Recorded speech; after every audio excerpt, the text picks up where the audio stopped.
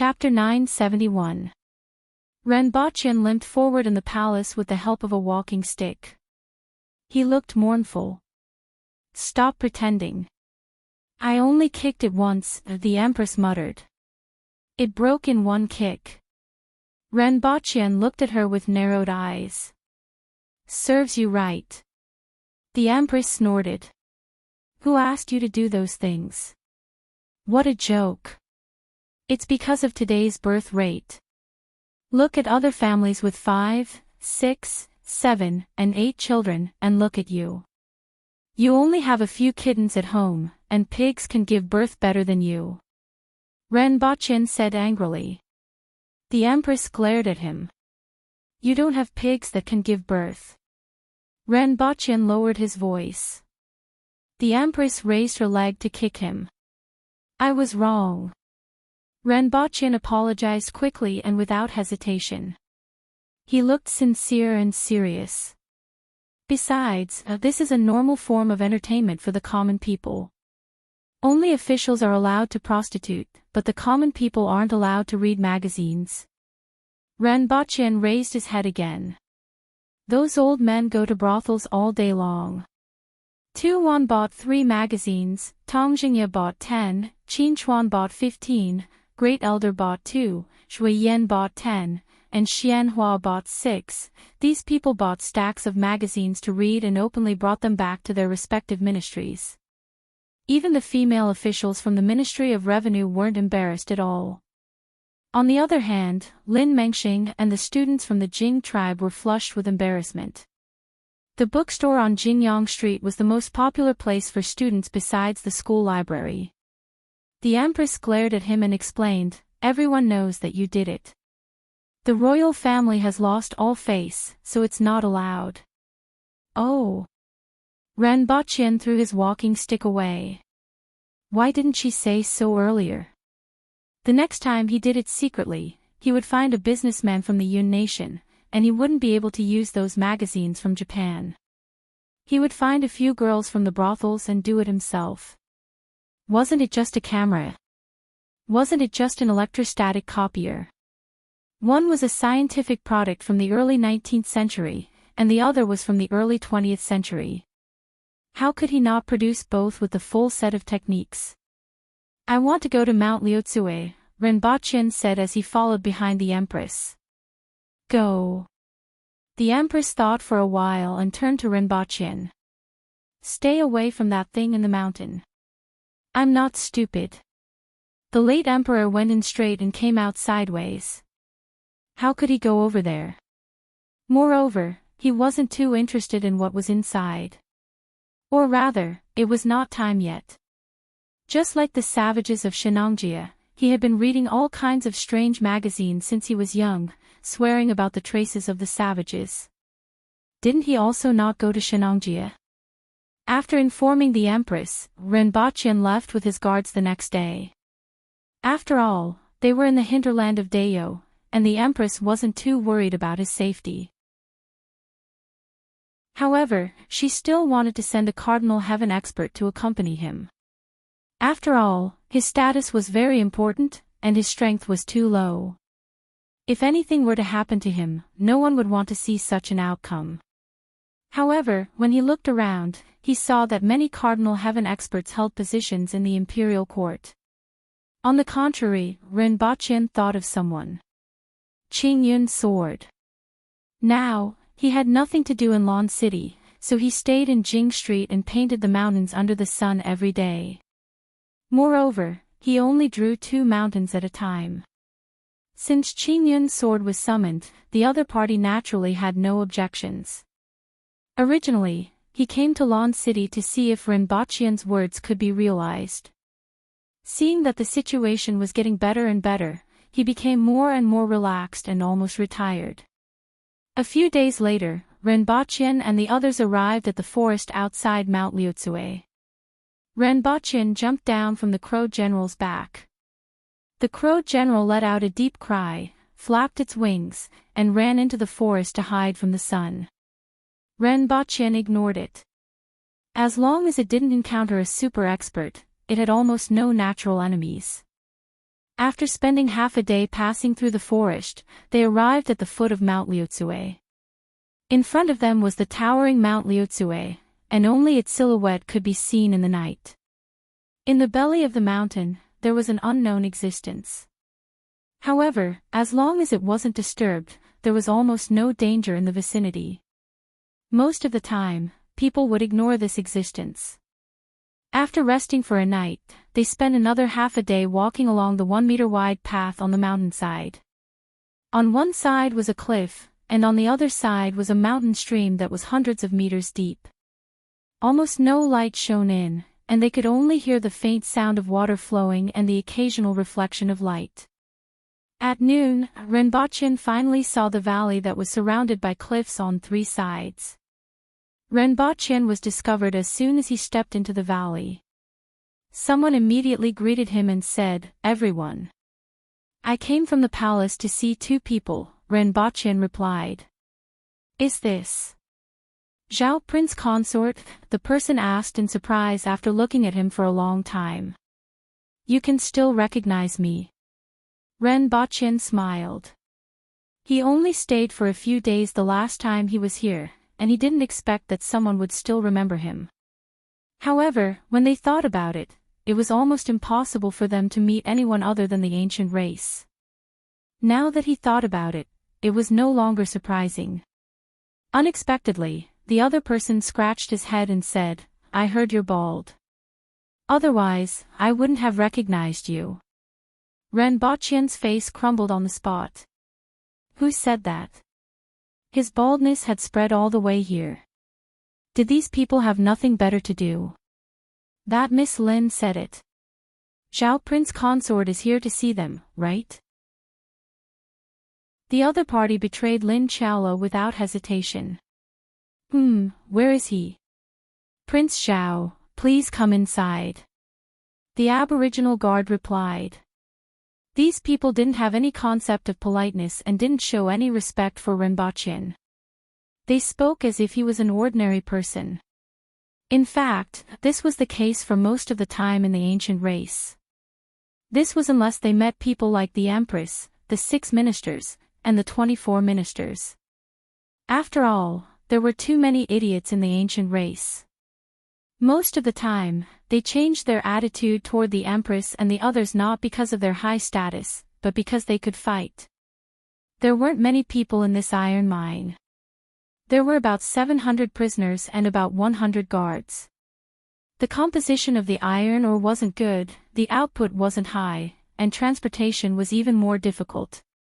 As one of the only 2 iron mines in Dayo, it used to have some value. Now that the Yun nation was established, the only purpose left here was to guard these prisoners. After a few years, when these prisoners left, this place would be abandoned. There were more than 100 houses in the middle of the valley. As soon as they approached, the guard pointed to a roof and said, "Miss Lin is there." Renbochin looked up and couldn't find her. He jumped onto the roof and saw a soft object dozing off on the roof. She was wearing a short leather skirt and a tube top. Her body was lying there casually with her arms under her chin. Renbochin landed in front of her in a flash and saw that her arms were sparkling and translucent, full of saliva. Her body wasn't dirty, but her hair was messy and stained with grass. Renbochin circled around her, but she didn't notice his arrival at all. Renbochin kicked her. Her small round buttocks began to deform visibly, and it caved in from the tip of her toes. She then jumped up and gave Renbochin a backhand claw. Baidu search 081 Chinese network yen. No advertising message. Chapter 972. Renbochin, who had already expected this, covered his face with both hands. Fortunately, they weren't in a fight, and she only used a little strength to scratch him, compared to her. As a result, he only had 2 more scratches on his arm. Then, Lin Qiaolo exclaimed, "Aya, why are you here?" It smelled like a northeastern man. Previously, when he went to the northeast, he couldn't change it. Then, Renbochin felt a gust of wind blow past his back. The bag of sweets hanging on his back was gone. Lin Chala squatted on the roof and rummaged through the bag. She found 2 pieces of liquor-core chocolates and peeled them off before stuffing them into her mouth. Her cheeks immediately puffed up. As expected, there's no need to worry about you. Ren Bachin shook his head slightly. Although it was called labor reform, it was actually just a change of place to sleep. Furthermore, he didn't have to worry about the sudden arrival of the Empress. It was even more comfortable than staying in the palace. After eating 2 pieces of liquor-core chocolate, Lin Chala's face visibly became rosy, and her eyes became a little blurred. She snorted twice, fell on the roof, and continued to sleep. Ren Bachin almost burst out laughing. Even a drop of alcohol would make her drunk, yet she still liked the liquor-core chocolate, second only to the white rabbit creamy candy. This time, he woke up for less than 10 seconds. Ren Bachin shook his head and ignored her. He jumped down from the roof and saw that there were a few more people around him. One of them was the supervisor of this mine. "Greetings, Zhao Prince Consort." The man cupped his hands in greeting. "Yes. We're all acquaintances." Ren Bachin nodded his head. He had dealt with them the last time he was here. The other party looked at him with mixed feelings. Back then, the person in front of him had just been chosen as Her Majesty's husband. Now, he had become Dao's Zhao Prince Consort. Back then, he couldn't even defeat an ordinary person, but now, he had the strength of a Kismet Heaven expert. Back then, he had a head full of lush hair, but now, he had become a bird's egg. This was the vicissitudes of the world.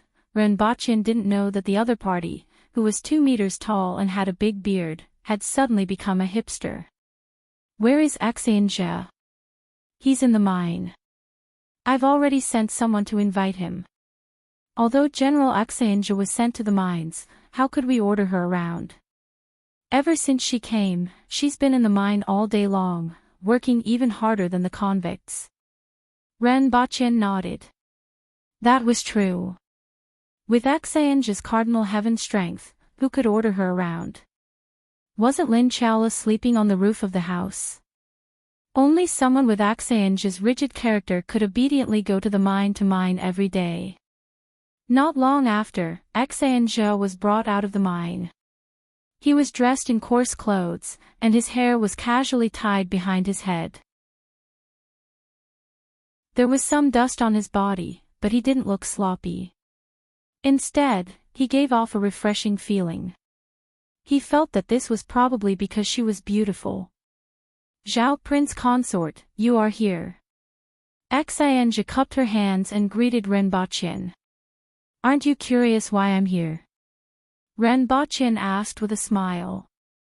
"Strange," Axianjia replied honestly. "Why aren't you wearing your glasses?" "Dust. It's not convenient. You can still recognize me." "Not bad." Ren Bachin remembered that Axianjia couldn't see anything clearly from a meter away. "It's mainly because the reflection is brighter." "I can see the reflection." Ren Bachin felt that this reason left him speechless. "Disperse." Ren Bachin waved his hand at everyone and said to Axianjia, "Come over and talk." After finding a remote place to sit down, he said, "I came over to see how the 2 of you are doing. It seems like Lin Chala is living a much more comfortable life than you."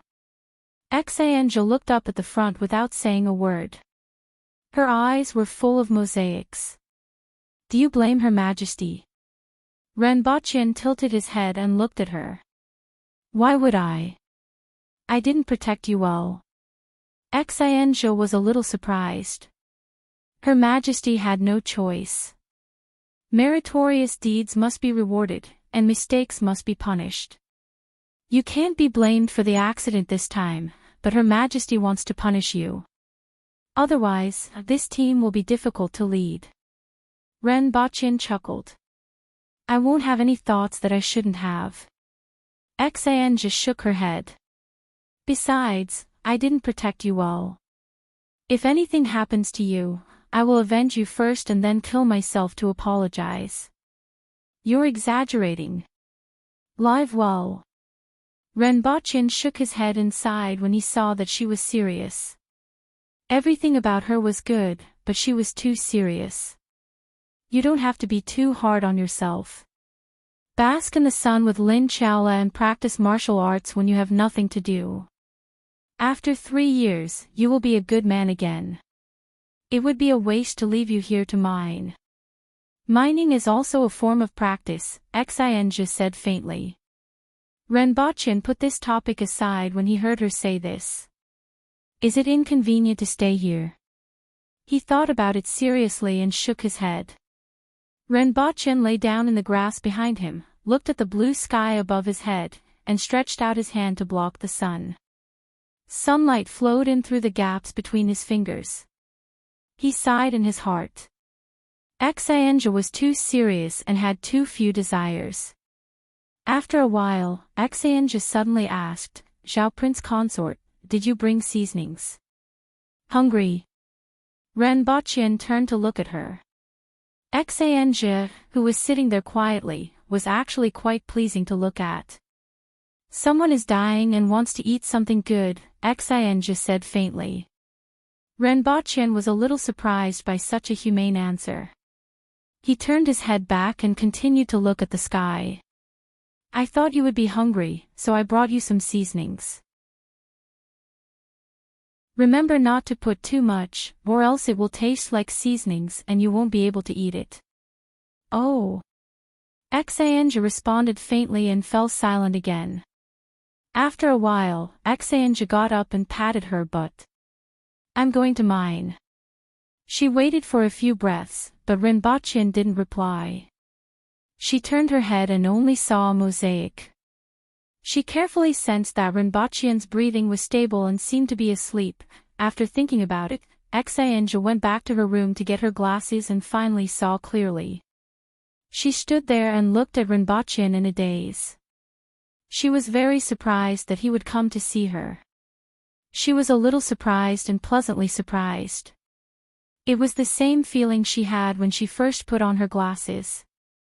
After standing there for a while, Xianjia returned to her original position and began to daydream. After 2 hours, Renbochin's breathing began to change, and he gradually woke up. Xianjia got up and said, I'm going to mine. Without waiting for his reply, she disappeared in a flash. Renbochin was still in a daze, and when he woke up, Xianjia was nowhere to be seen.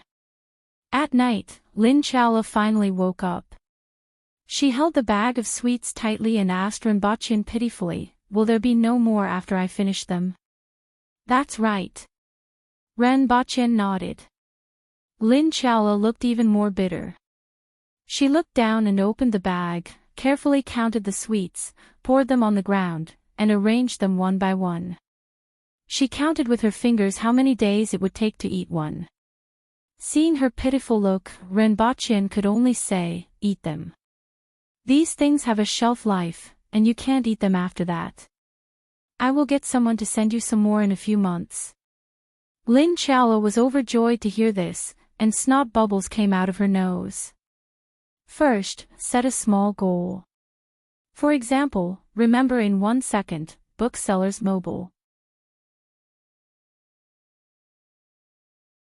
Chapter 973. Renbochin stayed at the mine for a day before returning to Lan City. It took him half a month to go back and forth, and he stayed for less than 24 hours. However, Renbochin felt that it was worth it. Both of them were dismissed by the Empress and sent to the mine because of him. After returning to Lan City, Renbochin started to get busy again. The Imperial Grocery Store was renamed the Imperial Department Store, and there were many new products. White granulated sugar, flour, rice, soybeans, sweet potato wine, fruit wine, vermicelli, soy sauce, sesame oil, canned fish and beef, dried salted fish, and a series of agricultural products and agricultural products. The sweet potato wine and fruit wine were sold out as soon as they were introduced. Next were sugar, soy sauce, and sesame oil. Alcohol and seasonings were the favorites of the Aboriginals. The current production of these products wasn't large, and even Lawn City's demand couldn't be met. However, they made the Imperial Department Store famous. Regardless of whether they were Aboriginals or the Jing tribe, the Imperial Department Store was a must-visit place in Lawn City. In addition, there was another extremely important product, cotton cloth. Unfortunately, it wasn't paid much attention to. It was too expensive for ordinary people, and it was far inferior to silk and satin for officials. However, Renbochin didn't care. New things would always change the world little by little. These cotton cloth were produced in an experimental plot, and it would take some time to grow them on a large scale. Although looms were easy to make, it was impossible to hire weavers. It would take a few years for cotton cloth to be sold at a low price on the market. This time, he just wanted to let the people know that there was such a thing. For this reason, he specially wore a t-shirt for a month. There were 6 big words printed on the back, number 6 in the world. This made the students from the academy laugh even harder. However, it didn't take long for him to see some of the students from the academy wearing t-shirts like him. However, the material of their clothes couldn't be compared to the ones Renbochin brought back from Earth. They were a little yellow and wrinkled. They were comfortable to wear, but not aesthetically pleasing. After a few days, no one wore them anymore. No one was wearing cotton anymore, but many people were wearing improved silk t-shirts. Or rather, a half-sleeved mandarin jacket was more suitable. After all, even though it wasn't difficult to make a t-shirt, it wasn't easy to make it look good. Therefore, clothes like the mandarin jacket naturally appeared. This kind of clothing was easy to wear, convenient, comfortable, breathable, and looked novel. Most importantly, it saved on fabric. Within a short period of time, this trend had spread from the academy to the entire Lawn City. Middle and lower class officials wore silk cloths, while the commoners wore coarse cloths. As for the middle and upper echelons, they naturally wore loose robes with large sleeves. According to their simple values, the more cloth one wore, the richer they were. Seeing this situation, Renbochin pondered for a moment and waved his hand. Half a month later, a batch of cotton underwear appeared in the Imperial grocery store. Recently, the Empress had been rather restless. Whenever she sat there, she would frown and often get distracted. This made Renbochin a little worried. He did not know what had happened to cause the usually heroic Empress to become like this. "Your Majesty, what's wrong? Look at you, your forehead is full of wrinkles recently." On this day, Renbochin took some time out to accompany the Empress to sunbathe in the garden and listen to tunes. The Empress was speechless. "I might be giving birth." The Empress thought for a while and finally decided to tell him. "Ah." Renbochin was stunned at first. Then, he widened his eyes and looked at the Empress in disbelief. "You're giving birth?" One had to know that the Empress had been pregnant for 35 months. From January 3 years ago to November 3 years later, Renbochin had almost gotten used to the fact that there was a ball in the Empress's stomach. He had forgotten about the birth of a child. Now that the Empress said that she was about to give birth, Renbochin immediately felt somewhat incredulous. What seemed to be a very distant matter was suddenly brought to the front of his eyes. It was just like when he was in school and felt that getting married and having a child was something that only happened in movies. It was too far away. And now, this feeling appeared again. These days, that ball has been absorbing my energy and has become faintly discernible. I feel that I should be giving birth soon. The Empress was a little distressed. How should I give birth to a child? These words pulled Renbochin back from his daze. He first took a few deep breaths to suppress the trembling in his heart. He did not know if he was excited or nervous. However, one thing was for sure, he finally didn't have to be forced to go to the andrology department by the two devils at home. "Your Majesty, are you going to give birth?" Ren Baqin asked. Then, he let out a long breath and said, "Finally."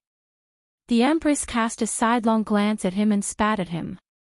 She then continued to frown and became anxious after a while. "How should I give birth to a child?" Ren Baqin pondered. He crossed his arms and said, "Although I know how to give birth to a child, I don't know how to give birth to a ball. Get lost." The Empress was flustered and kicked Ren Baqin into the flowering shrubs. Ren Baqin crawled out with grass all over his body and said with a smile, "Your Majesty, don't worry. Those midwives definitely know. I don't need them." The Empress said thoughtfully, "But I can still ask them." "Your Majesty, it's better to be careful." "Let the midwives get ready," Ren Baqin said. The Empress ignored him. She had no intention of finding a midwife to deliver the child and felt uncomfortable. Moreover, she was the fourth most powerful expert in the world. How could she not even handle the matter of giving birth? Ren Baqin guessed what she was thinking when he saw her expression and knew that it wasn't easy to persuade her. However, giving birth to a child was indeed a troublesome matter. With the midwives by her side, he reckoned that if she was in pain, she would probably be kicked to death. It was also inauspicious. After thinking for a while, he said, "Your Majesty, follow me back to Earth. There is more information on this aspect there. Your Majesty can also do a checkup." "There's no need for a checkup."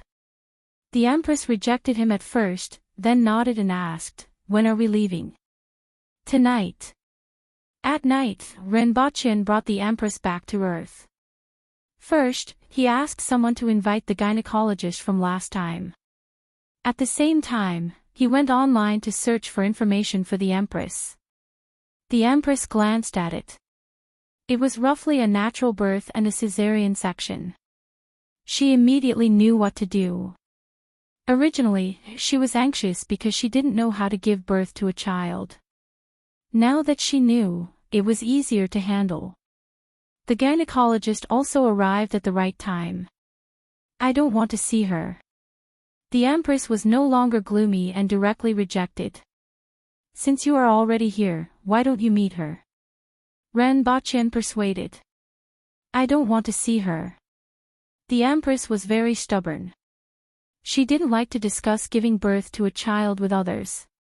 After all, this was a very personal matter for her and very difficult to talk about. In Dayo, which had a tough atmosphere, people like the Empress were considered different. "All right, I will go and meet her." "I can't let her make a wasted trip," Ren Baqin said helplessly. Ren Baqin went to see the gynecologist and asked her about the situation of the birth. The gynecologist first suggested to go to the hospital for a checkup and then told him some things. As Ren Baqin listened, he began to frown. Although he knew that giving birth was troublesome, he didn't expect it to be this troublesome. After the gynecologist left, Ren Baqin sat for a while before gradually relaxing his frown. He didn't have to worry about most of the dangerous situations during the birth.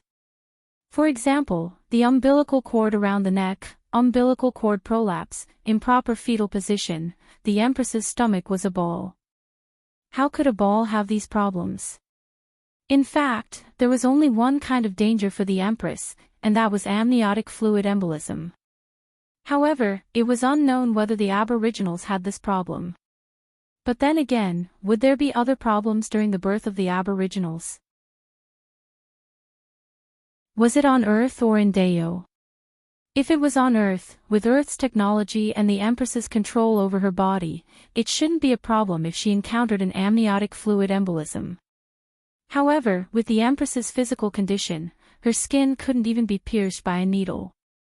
He wasn't sure how far Earth's technology could go. If anything happened in Dayo, there were experts like 2-1 who could help. Both sides had their pros and cons. Just as the balance in Ren Baqin's heart was still wavering, the Empress's expression suddenly changed on the 7th day after returning to Earth. Her whole face was abnormally solemn, as if she was about to welcome a great enemy. "I'm going to give birth." Recommended a friend's book, I Am the Boss Behind the Scenes. Lu Wu, who had inherited the legacy of the great ancestor of the Netherworld, was very worried recently. This was because, apart from the title of His Excellency, the great ancestor didn't leave anything behind. Even his original subordinates had all betrayed him and divided up the territory that originally belonged to him. Under such circumstances, Lu Wu relied on the artifact developed by the great ancestor to start building the game's server, guiding the players from the Netherworld to create main missions, instance dungeons, plots, NPCs, and so on. Relying on the strength of the players, he began his road of conquest. First, set a small goal. For example, remember in 1 second, Booksellers Mobile.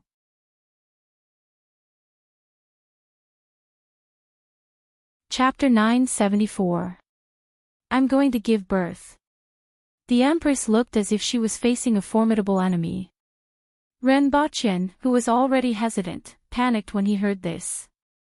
What should he do? Return to Deo? Or stay on Earth? What are you waiting for? The Empress frowned and looked at Ren Baqian. Go to the hospital.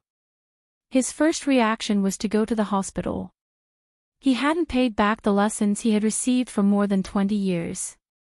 The Empress glared at him and asked, What hospital? Do you have medicine? What medicine? Ren Baqian broke out in a cold sweat. He was confused because of his concern. The Empress's physique was different from ordinary people. What should he do if she was suddenly going to give birth? How could she give birth without going to the hospital? What if something went wrong? Black mud cream. Yes. Ren Baqian forced himself to calm down. The problem was, what did the Empress want this medicine for? Give it to me.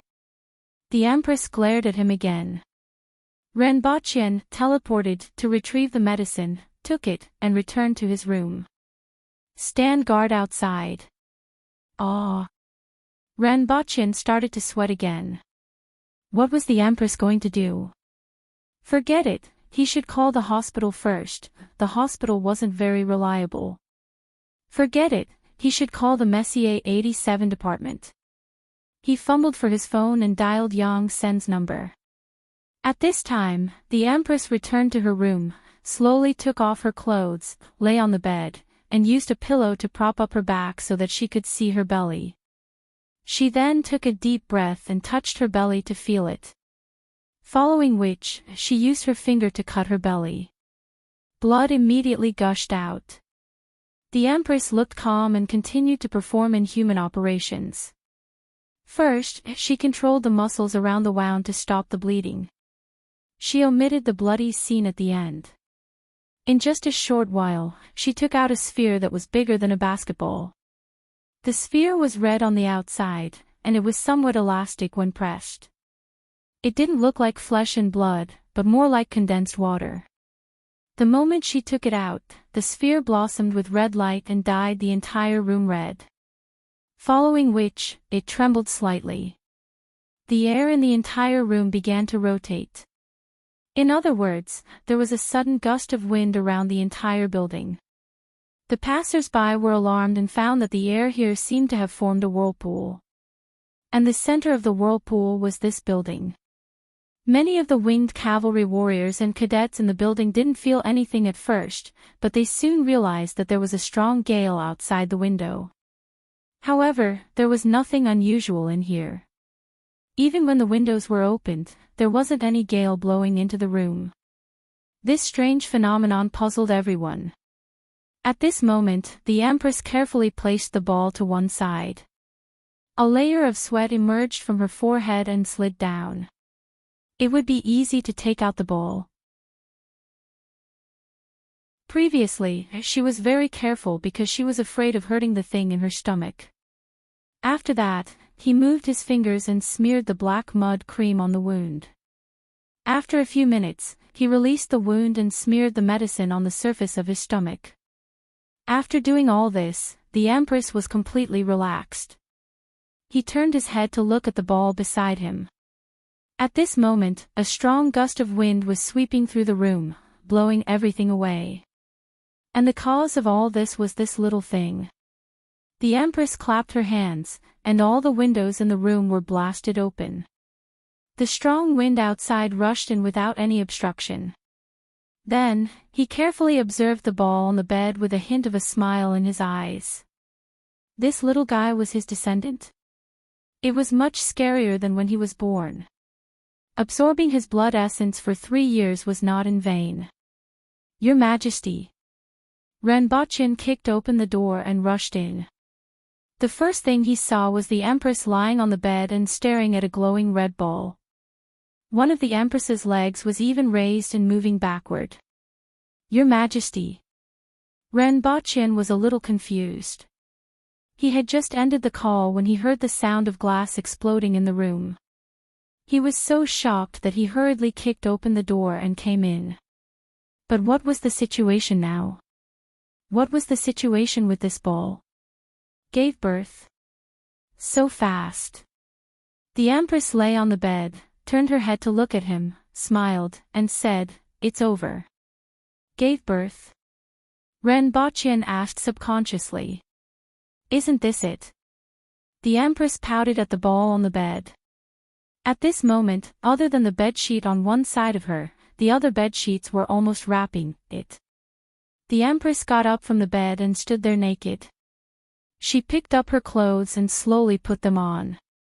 At this moment, Renbochin saw the black mud cream on the Empress's stomach. Renbochin immediately quivered and his brain almost exploded.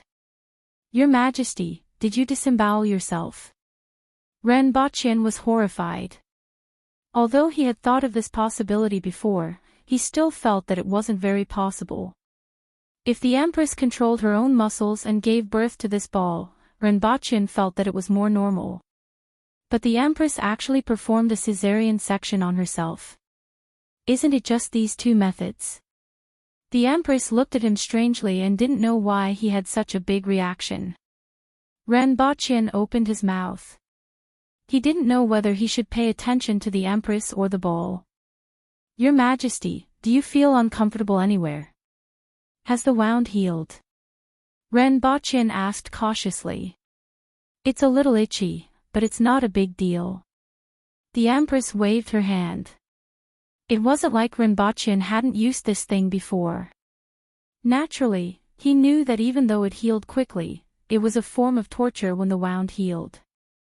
It wasn't just itchy, it was as if 10,000 ants were crawling and biting on it. However, the Empress looked so relaxed as if this wasn't happening to her. Renbochin fixed his gaze on the Empress. He couldn't even feel the surrounding gale. He only felt that the Empress at this moment was exceptionally heroic. This made his heart pound. It wasn't until the Empress put on her clothes that she came back to her senses. She turned her head to look at the room where the gale was blowing and the red ball that was at the center of everything. Is this my son? Renbochin muttered to himself. Of course. The Empress glared at him unhappily. What's going on? He seems to be absorbing something, but I've never heard of it before. The Empress was also a little curious. How long is this going to last? Renbochin looked out of the window and saw that a tornado was about to form. The dust that filled the sky was swept into the house along with the gale. There were even cigarette butts. And waste paper. This was really a change in weather. In the past, he had heard people say that there would be strange phenomena when someone made a sound, but that was all bragging. This time, it was real. At this time, the people downstairs finally realized that this strange phenomenon was coming from the top floor, where Zhao Prince Consort and the Empress lived. Many of the winged cavalry warriors were shocked and rushed to the top floor. Renbochin heard someone kick the door open. He turned around and saw many winged cavalry warriors rushing in. Stop! Zhao Prince Consort, what happened? Many of the winged cavalry warriors were flustered. Cough, cough. Renbocchen coughed twice and solemnly said, "Her Majesty has given birth." Ha! Ha! What? Everyone exclaimed in shock. How is Her Majesty? She's fine. Renbocchen replied. Stand guard outside. The Empress's faint voice came from the room. Renbocchen turned around and entered the room. He saw the Empress sitting cross-legged on the bed and staring at the ball as if she was staring at something strange and interesting. Although this was her son, it was indeed strange and interesting. After a full 15 minutes, the suction from the ball suddenly stopped, and the wind that blew into the room suddenly became chaotic. However, the wind had lost its source and quickly dissipated. The room was already unsightly as cigarette butts, paper, and rubbish were everywhere. However, Renbocchen didn't care about this at all. He stared at the ball that was beginning to dim and asked, "Your Majesty, what should we do? Should we find a kitchen knife to cut it open?" "How dare you?" The Empress glared at him fiercely. "Then, are we just going to wait?" Renbocchen asked.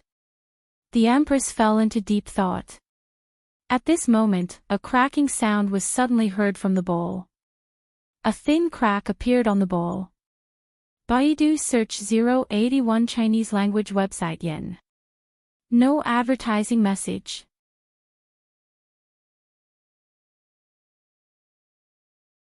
Chapter 975. Look, what's going on? In an office, a middle-aged man clicked on a projection, and 5 images appeared in the air. All 5 images showed scenes of the city. Others could recognize at a glance that it was the same city. Wuji City. One of the most mysterious cities on Earth. At this time, the positions of the 5 images were also different. The most attractive one was in one of the images. A building was surrounded by a wind pillar. Countless leaves, and dust made the wind pillar appear colorful. Outside this wind pillar, strong winds swept toward this location from all directions of the city.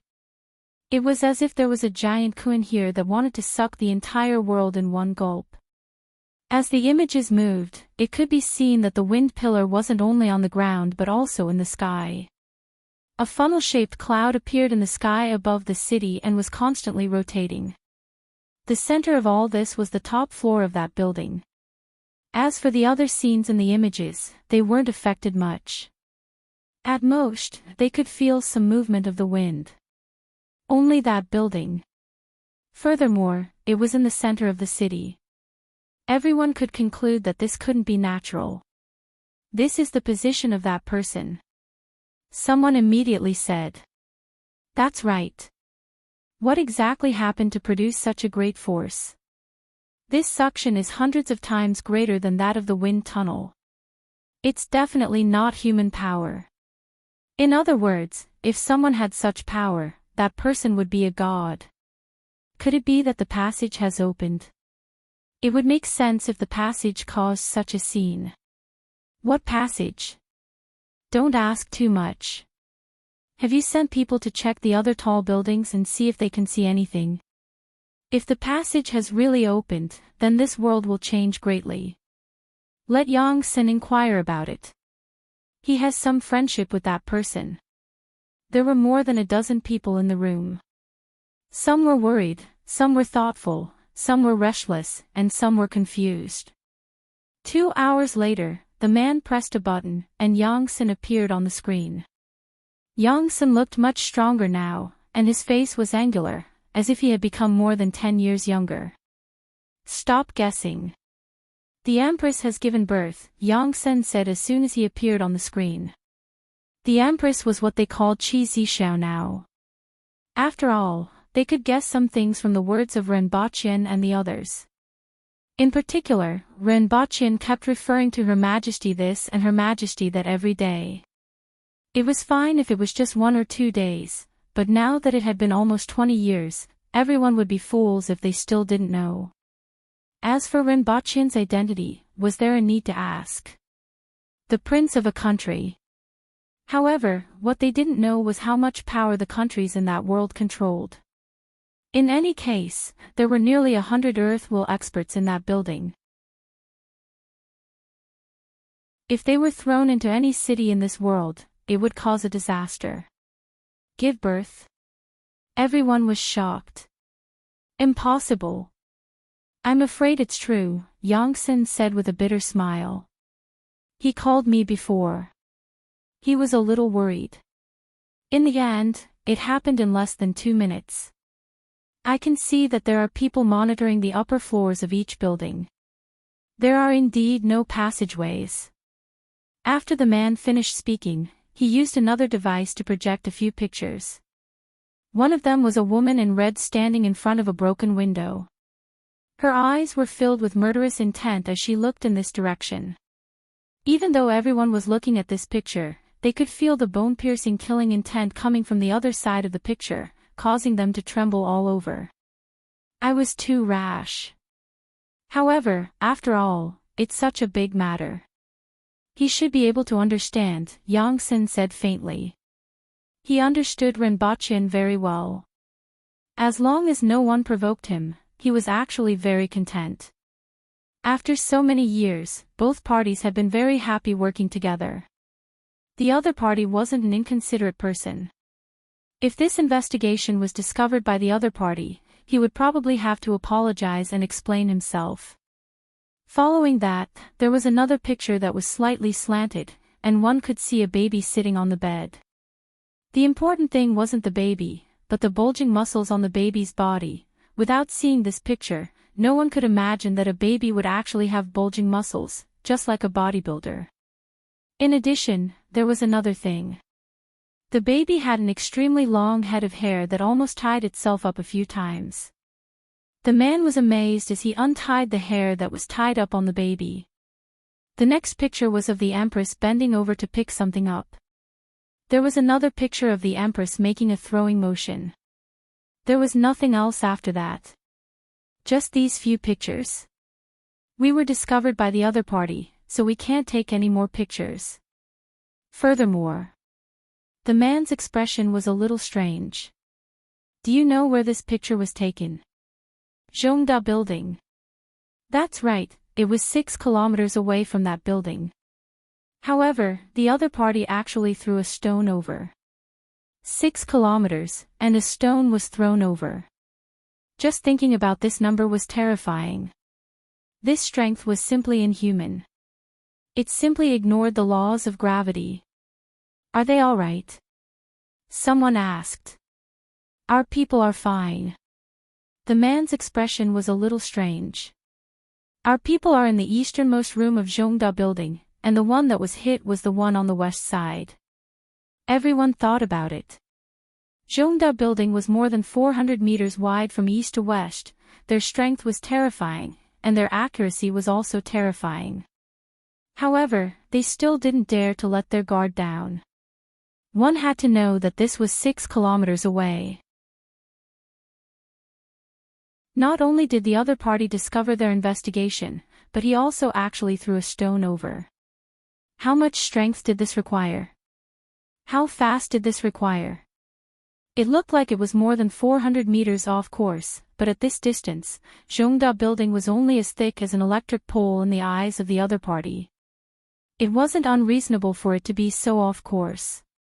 Everyone discussed for a while, and they felt a deep sense of reverence for the legendary Empress. Then, they began to wonder, that child doesn't look like a newborn. It's indeed a newborn, Yongsan opened his mouth and said. That body of muscles and such long hair, how could it be a newborn? I know that you guys find it hard to believe, and I find it hard to believe too. However, to be able to have such a momentum at birth, it naturally won't be the same as ordinary people, Yongsan said slowly. He dared to say this because he naturally had his own sources of information. Everyone had different expressions. They didn't dare to believe it, but they couldn't doubt it. After a long time, someone suddenly said, if there really is such a phenomenon at birth, then he simply isn't human. When he grows up, won't he be a god? As soon as this was said, everyone's expression changed. If that was really the case, then it was simply terrifying. Don't think too much. Also, don't investigate him anymore. We aren't on the same level. Yang-san warned everyone and turned off the screen in front of him. There were still many things he had to do next. Not only did he have to report to the higher-ups, but he also had to contact the other party. He also had to think carefully about what kind of gift to give. Baidu search 881 Chinese network yen. No advertising words.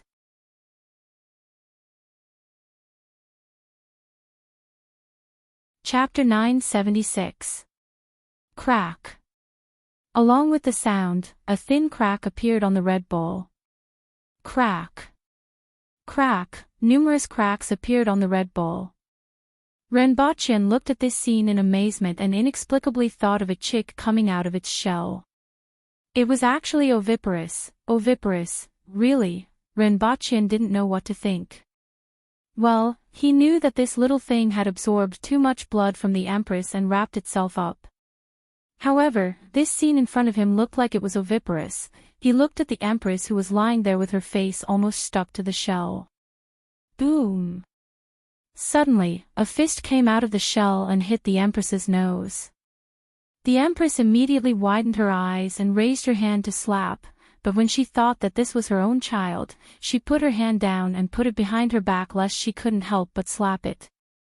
However, the distance between her and the little thing was a little too far. Crack. Another hole appeared on the shell, and another fist came out. Both fists were pinched at the edge of the shell. Tearing, holding, pulling, pushing, knocking. All kinds of martial arts were used. Then, a cry came from the shell. Your Majesty, do you want to help him open it? Renbochin felt an inexplicable pain in his heart when he heard this cry. Let him do it himself. The Empress continued to stare at the ball curiously and said, This is my child, and there was such a strange phenomenon when he was born. How could he be trapped? Renbochin thought for a while and gave Yang-san a call to tell him that he didn't need help. At the same time, he happily told the other party, I'm a father. At this time, a sense of joy rushed up from the bottom of his heart. Then, he called the two great demons at home and said, Both of you are grandparents. Renbochin's parents were dumbfounded when they received the call. There wasn't any news before. How did he suddenly give birth? They were at a loss at first, then became vigilant and said, Don't tell me you got him from somewhere to lie to us. Renbochin almost choked to death. Biological. Listen, he's biological, not a gift from topping up a phone, not from a trash can, not from playing games, he's my biological child. I didn't tell you before because I wanted to give you a surprise. Well, you don't have to come anymore. Come back in half a month. Renbochin calculated the time and felt that it was time for him and the Empress to leave. Alright, we still have something to do. We're not at home, and we know that you can go anywhere. It's really inconvenient for me to come here. I'll go to Wuji City to see my grandson in half a month. While Renbochin was making the call, his eyes never left the ball. After struggling for a few minutes, more and more cracks appeared on the ball's shell. Soon after, 2 feet were exposed. Then, a hole appeared at the top of the spherical shell, and a tearful little face appeared from inside. With his eyes open. She looked at the Empress and then at Renbochin.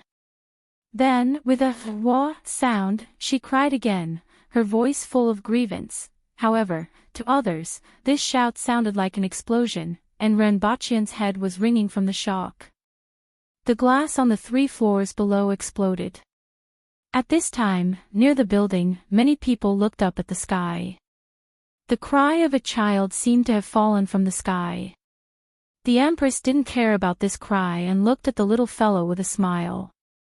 Renbochin had seen the heroic Empress, the murderous Empress, the cold Empress, the gentle Empress, the charming Empress.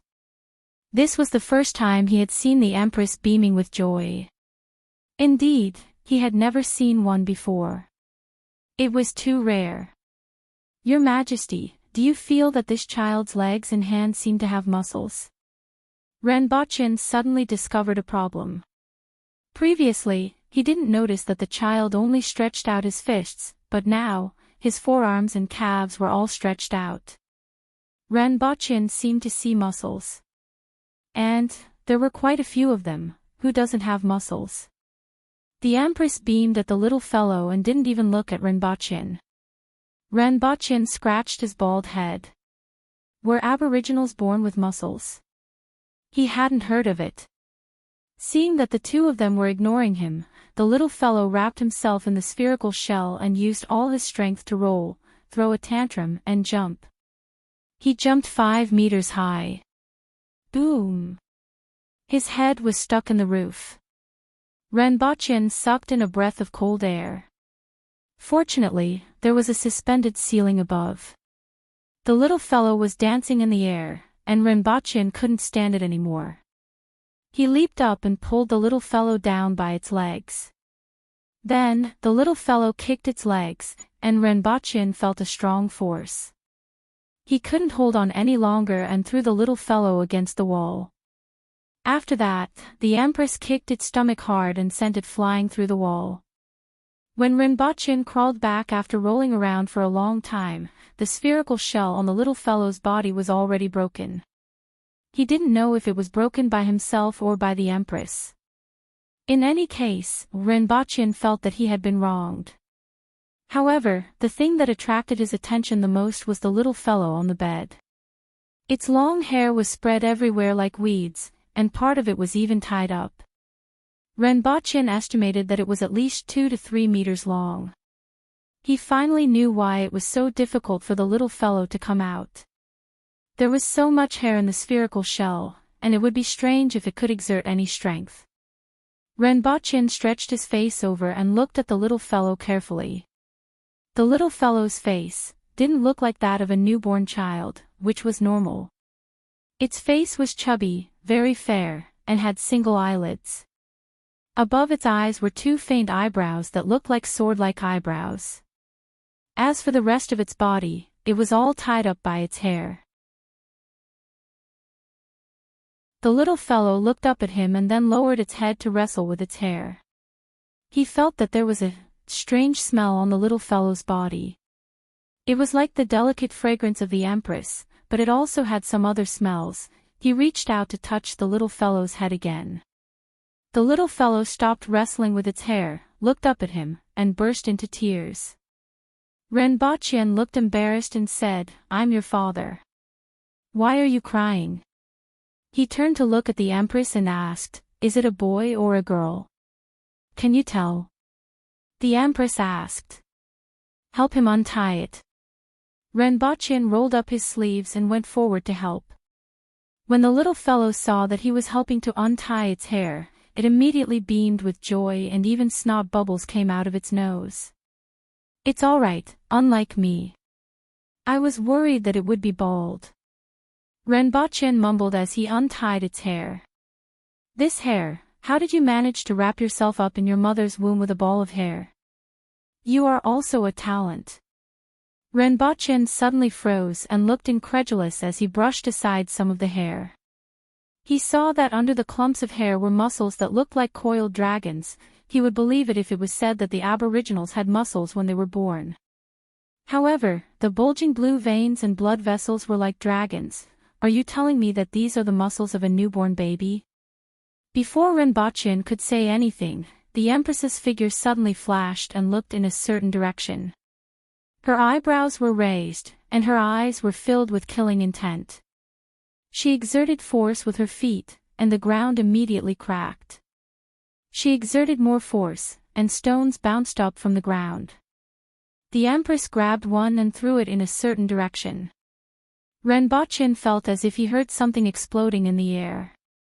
Then, a second stone, a third stone, even the air was torn apart, leaving cracks in its wake. "Your Majesty. Someone was peeping just now." The Empress snorted and turned around. Renbochin didn't need to think to know what was going on. It would be strange if no one was peeping with such a huge commotion just now.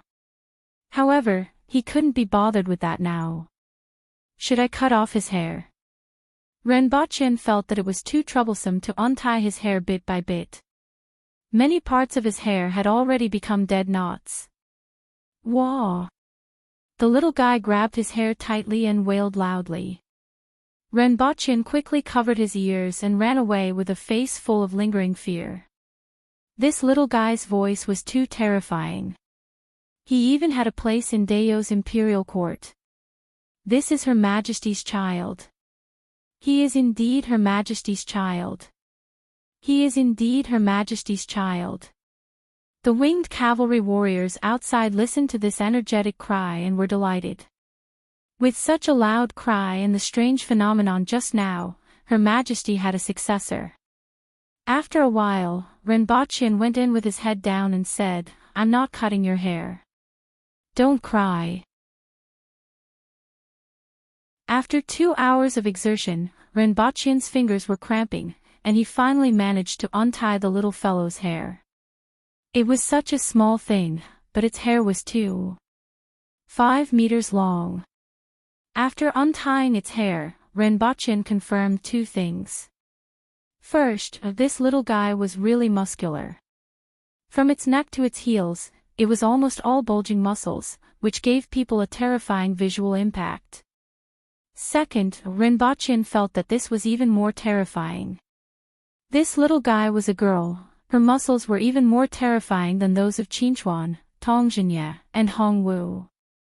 However, she was a girl. First, set a small goal. For example, remember in 1 second, Booksellers Mobile.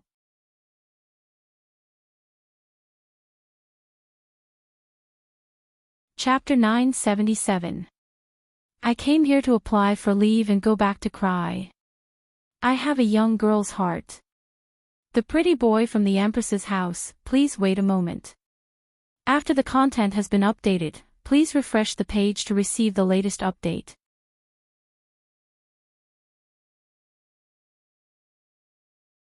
Chapter 978. The scenery in front of him changed, and Renbochin was back in Lon City. He heard a cheer from his side. The little fellow in the Empress's arms was looking around with glowing eyes. She stretched out her hands to Renbochin and said, "Wow. Wow. You finally realized that I'm quite powerful." Renbochin smiled and carried the little fellow over.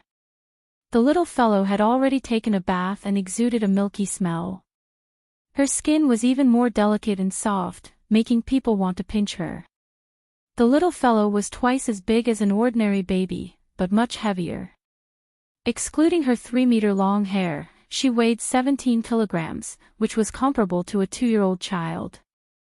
Renbochin began to wonder how she could curl into a ball and stay in the Empress's belly for 3 years.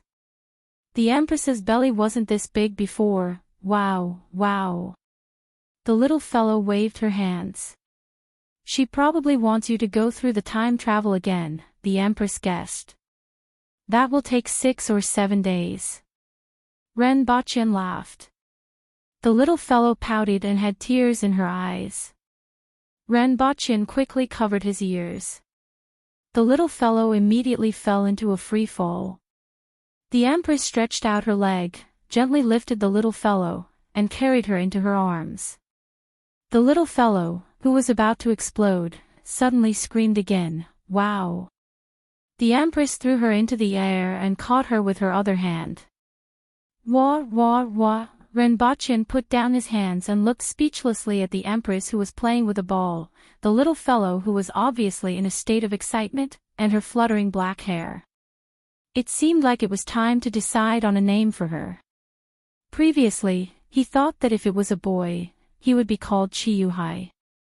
Yuhai had the meaning of describing a person of great character, and this was also one of Renbochin's expectations. The girl would be called Chi Yuqing.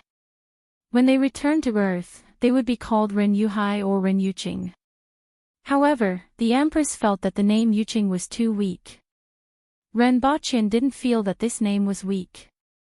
Looking at the little fellow's bulging muscles, Renbochin hoped that she would be weak in the future. Your Majesty. In addition to Rinpochen and the little fellow, there were two other people in the room who were stunned and looking at the little fellow being thrown around by the Empress. Qing Yuan and Hong Luan looked in front of them in shock. When they left, there were two, and when they returned, there were three. His expression gradually turned into one of joy. Pass down my order. Set up a banquet tonight. The Empress instructed as she tossed the little fellow in the air. Inform everyone that Her Majesty has given birth to a daughter. Rinpochen said. Congratulations, Your Majesty. Congratulations, Zhao Prince Consort. The two of them couldn't hide their joy. We'll inform the other lords right away. Do you have any other instructions? No more.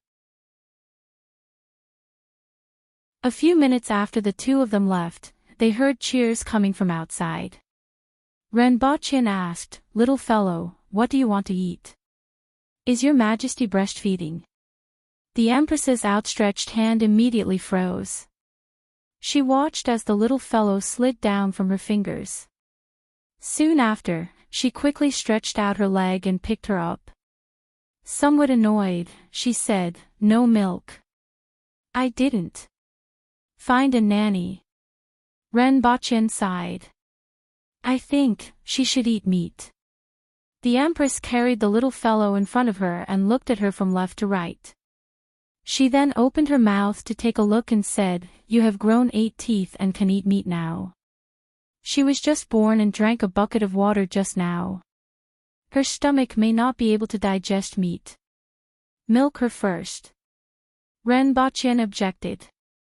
After that, he quickly walked out of the hall and shouted, Someone, go outside the city and bring back 2 cows that are in milk. Then, the Empress played with the little fellow while Rinpochen kept walking in circles in the hall, trying to figure out what was missing. For example, diapers. For example, milk bottles. For example, a nanny. At the thought of this, Rinpochen suddenly remembered something and took it. Before he could say anything, the Empress said impatiently, You are making me dizzy. Rinpochen turned his head and said, We still need to find someone to take care of the little fellow. She's too strong, and Qing Yuan and Hong Luan are too weak. At present, it seemed that the newly born little fellow was at least at the intermediate level of the earth will level, which was similar to Rinpochen's. However, with the momentum of the little fellow's birth, the Empress didn't have any abnormalities after she was born. It was only after her cultivation that she began to advance at a rapid pace. Rinpochen felt that if he didn't work harder, he wouldn't even be able to defeat his own daughter. Qing Yuan and Hong Luan were only at the man-will level and were the most ordinary aboriginals. For them to take care of the little fellow was no different from sending them to the battlefield. The chances of survival on the battlefield would be higher. At least, they wouldn't have to face an earth-will-level enemy every day. One had to know that the destructive power of a child was terrifying, and an earth-will-level child was close to the level of a nuclear bomb. At this moment, the parents of the 2 newborns were in 2 completely different situations. One of them found a new toy and was smiling.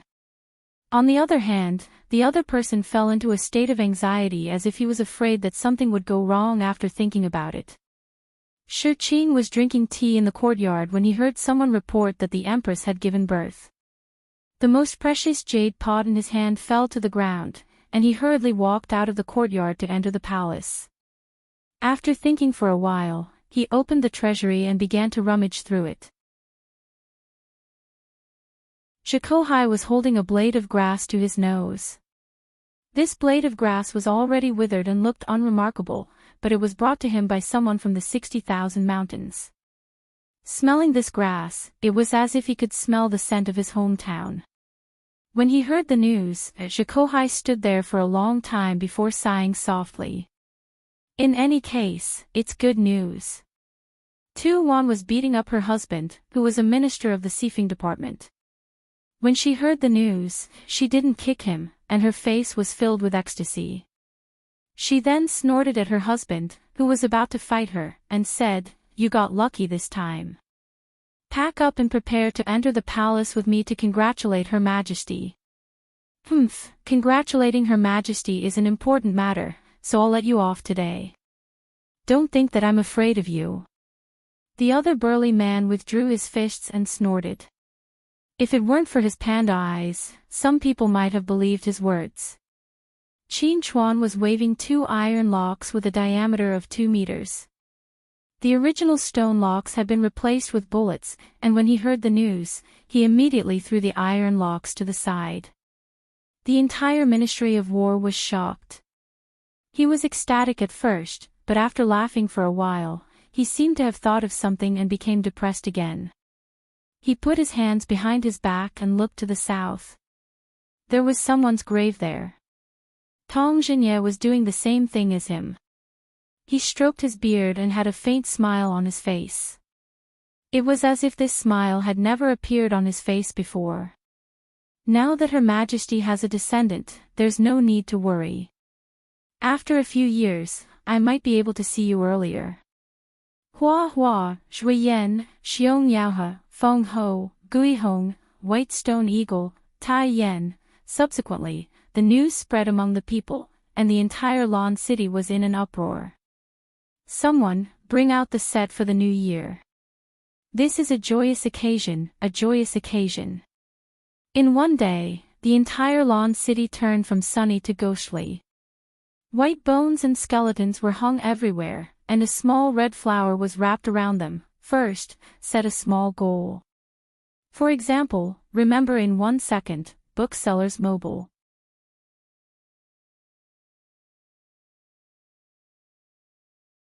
Chapter 979. At the banquet that night, the hall was bustling with noise even before the Empress arrived. The descendant of Her Majesty is naturally talented. In the future, our aboriginals will have another exceptional expert. Not to mention inheriting all of Her Majesty's talents, even half of them will make him an exceptional expert. It's really strange that he actually stayed in Her Majesty's womb for 3 years. I've never heard of a child born in 3 years. Doesn't this mean that he's different from the rest? Today is really a joyous day. Her Majesty has a child, and I can finally rest assured. Even outside the hall, one could hear the hustle and bustle inside. Her Majesty has arrived. Zhao Prince Consort has arrived. Following the announcement of the guard at the door, everyone in the hall shut their mouths and looked toward the door. There were 2 doors at the front and back of the hall. Entry was through the main door, and those who left early would leave through the back door. The Empress, dressed in red, strode into the hall with her long hair fluttering in the wind. She was carrying a drowsy baby in her arms. The baby was slightly bigger than a newborn. What surprised everyone the most was that the baby actually had long hair on its back. The hair was braided into a whip and coiled around the Empress's bosom. A portion of the hair covered her body like a cup. Ren Baqian, who was beside the Empress, was half a step slower. Everyone was used to this scene. At this moment, everyone's attention was focused on the baby in the Empress's arms. As the Empress entered the hall, everyone was delighted.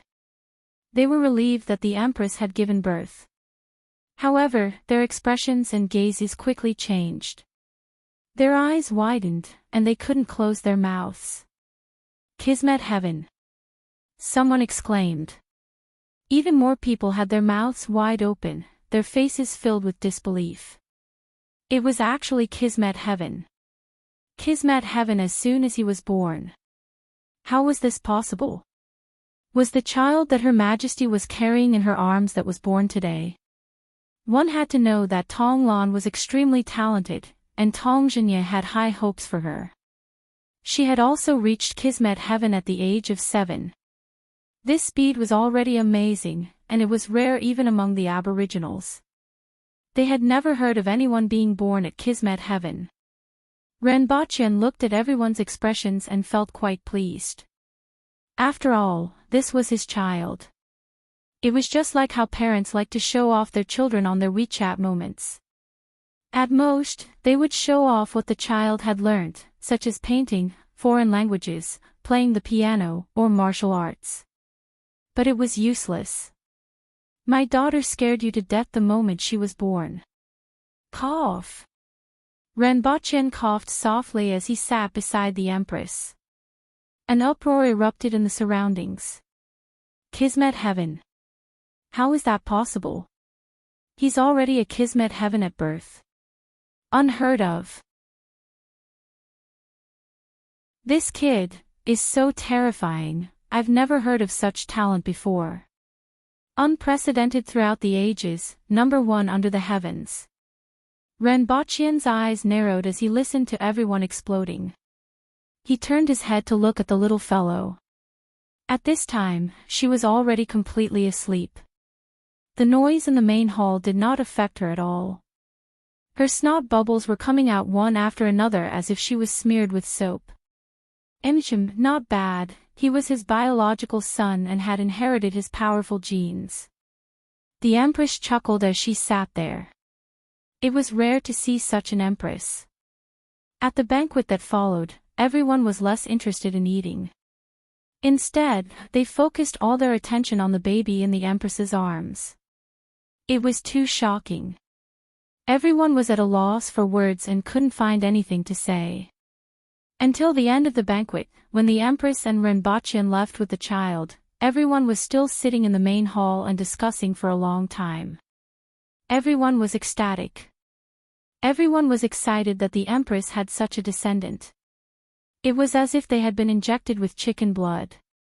Shurqing's face was beaming, and Kozhihai didn't look reluctant at all. He laughed until he couldn't open his eyes for the entire night. That night, this shocking news spread to all the residences. It caused another uproar. Everyone regarded this child as the strongest aboriginal expert in the future, or even the #1 expert since ancient times. Even Li Fu, Qingyun's sword, and the others had heard about it. The next day, Li Fu asked to see the Empress for the first time. This was the first time he had taken the initiative to come to the palace after coming to Lan City. His purpose was to take a look at this child. Allow him to take a look. The Empress waved her hand. The uproar of everyone made her feel very excited. There wasn't a parent who didn't want their offspring to be a world-shaking expert. In particular, this child showed exceptional talent at birth. Wow! The little fellow was stumbling in the main hall as she chased after the golden retriever, which was Ting Ling. The little monkey from back then had grown a lot and was half the height of a human when it stood up. It had enjoyed a few years of bliss in the palace. However, everything came to an abrupt end today. In order to tease his newborn daughter, Renbocchen carried Ting Ling over. At first, it happily squatted on Renbocchen's shoulder. However, as soon as the little fellow saw Ting Ling, it crawled over with glowing eyes and opened its arms. Wow! Renbocchen touched Ting Ling's head and placed it in front of the little fellow. The little fellow reached out and grabbed a handful of hair, scaring Ting Ling into running away as if it had seen a ghost. Stay in the main hall and don't go out. Renbocchen casually said this and pushed it straight into the fire pit. Although the little fellow stumbled as she walked, she was strong and could climb very fast even when she was crawling. She was able to run 7 to 8 meters away in no time, chasing after the Ting Ling until there was no way out. This was the scene that Li Fu saw when he came in. After taking a closer look at the little fellow, Li Fu was also shocked. Was she really born yesterday? Nonsense. Renbocchen rolled his eyes. Hiss. Li Fu took a deep breath and said, "It's actually true." It's actually true. After a while, Li Fu suppressed the shock on his face and cupped his hands at the two of them. With such amazing talent, this child should be the backbone of the human race. Pfft.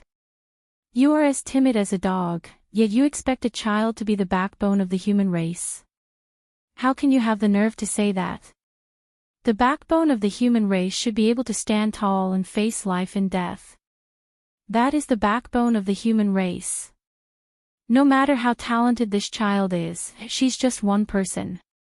She doesn't deserve this. Ren Boqian stood there and scolded. Li Fu's face turned pale from the scolding. After a while, he sighed and said, I heard that Su Wuming died in your hands, right? Sigh. What a pity. Stop changing the subject. Ren Boqian scolded again. If you continue, I won't have the face to stay here any longer. Li Fu covered his face with one hand. You are right. The human race should stand tall and be the backbone of the human race. I don't deserve the title of the world's most powerful expert. If the two of you don't mind, let me teach her some tricks. I might be able to help her in the future. Ren Boqian's expression softened a little. This old fellow was as timid as a dead dog all the time, but he finally had some face today. However, his daughter. She was already begging to be taught by the world's most powerful expert at birth. She was a proper protagonist. In the following days, not only was Lon City shaken, but even the Yun nation was shaken. Hong Wu immediately returned from the Protectorate of the North. Zi Donglai, Li Qinqiu, and the others.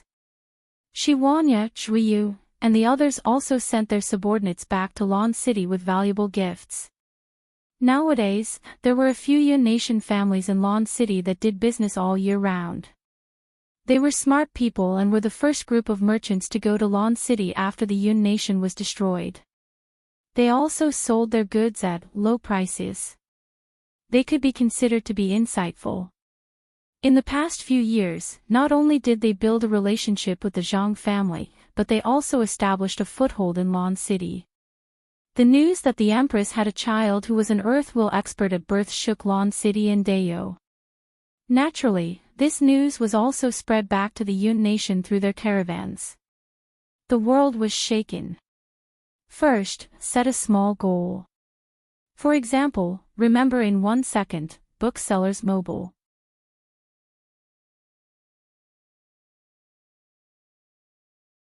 Chapter 980. Qi. Qi. The Empress closed her eyes and flipped through the dictionary. She twirled her finger in the air and then pointed it downwards. That's it. Ren Boqian, the Empress's finger just so happened to touch a du. Qi Jilu. What kind of name was that? The Empress opened her eyes and looked at the position that her finger was pointing at. She recited it in her heart twice, and her face immediately turned cloudy. It doesn't count, let's do it again. The Empress closed the dictionary without hesitation, and a hole appeared on the table. Ren Boqian skillfully took out a dictionary from beside him. Behind him were 2 stacks of dictionaries that were 1 meter tall. Previously, they were 2 meters tall. Qi. Chun. Li, again. Qi, Si, this one is not bad. She's not even as good as Qi Yuqing. Ren Boqian curled his lips. Again. Great. Qi. Qi. You might as well add a word. Great sage, heaven's equal, this domineering person. I wonder if he'll cause trouble for you. I don't think he dares. Qi. Ni. Lai, Qi. June. Stand. After a short while, Ren Boqian stretched out his hand and touched empty air. He turned his head and saw that there was only 1 dictionary left. Your Majesty, this is the last chance. It seems like we can only choose from the front. Ren Boqian was still trying his best. How about Qi Yuqing? No. The Empress was obviously very anxious. Never. No matter what it is this time, this is it, the Empress said fiercely. On the other hand, the little fellow was still rolling around on the ground. She had accidentally broken 7 or 8 pieces of the flagstone on the ground. The little fellow was overjoyed. He did not know that his future was pinned on the last time his parents closed their eyes and flipped through the dictionary. Chi. Air. Upon seeing this word, Renbachian's expression changed.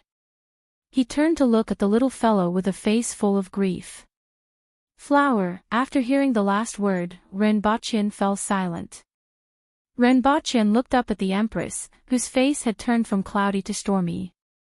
He rubbed his forehead and said, "Your Majesty, your daughter is called Chi. The Empress. This name is actually not bad. It's simple and easy to raise." Renbachian tried to find a good point about this name. "Where I come from, it's popular. For example, Gooden, Yaden, Ergu, and so on. Erhua sounds better than Ergo. If I call him Chi Ergu, hee." Renbachian laughed at this point. Bang! The Empress sent him flying with a kick. Her face alternated between green and white as she sat there. "Forget it, let's just call her Chi Yuqing. Your Majesty, a monarch never goes back on his words." "I know, I will not change it. He used to be called Two Flowers." Bang! The Empress gritted her teeth and said, "Someone, add the princess's name to the list. Chi Yuqing." The Empress turned her head and looked at the heartless little fellow rolling on the ground. She became even more depressed and gave her a tight slap on her butt. He didn't hide his anger at all. Wow! The little fellow turned to look at the Empress with a blank look on his face. He didn't know what was going on. As she thought about it, her eyes began to fill with tears. "Wow! Master, I heard that Qi Zixiao's daughter was born a cardinal heaven expert, which is equivalent to our earth will expert. Do you think this is true?" On the way to Lan City from the Yun Nation, a few carriages were traveling at high speed. A conversation was taking place in one of the carriages. "It should be true. Qi Zixiao wouldn't lie about such a thing," the old man said. "If Renbachian was here, he would have recognized them." The old man was the new chief of the Temple of Heaven, Zhongshang, and the young man was Zhao Ping, who had been guarding him for a few days. After half a year, the Temple of Heaven had finally settled down, and Zhongshang set off for Lan City. She was born an earth will expert. It's unimaginable and terrifying. Zhao Ping shook his head and sighed. Compared to the other party, his talent was nothing. "It's indeed terrifying." Zhongshang nodded. "However, it's also a blessing. It's a blessing for the human race to have such a talented person in the future." Zhao Ping nodded. It was indeed a blessing for the human race to have such an expert when they left the land of exile in the future. I don't know what level she will reach in the end and whether she can compare to the ancient emperor. It's said that even when the emperor was born, he wasn't this terrifying. It's hard to say. The birth of the emperor always causes strange phenomena, but this child has no strange phenomena and was born a Kismet heaven expert. I don't understand. Is this also considered a strange phenomenon? Maybe it's true. Zhongshang nodded again. The two of them ended the topic. After a while, Zhao Ping said, "I've heard of Dao's official road before, but now I know how amazing it is. The entire road is extremely wide and has no gaps. It is said to be built with something called cement. It took less than 100,000 people 3 years to complete this path." His words were full of amazement. One had to know that it would take 100,000 laborers to build more than 500 kilometers. Even an ordinary stone road that was 3 meters wide would take 10 years to build. This road was at least 12 meters wide, but it only took 3 years to build. The road was wide and much smoother. Visitors from the outer realm shouldn't be much to him, right?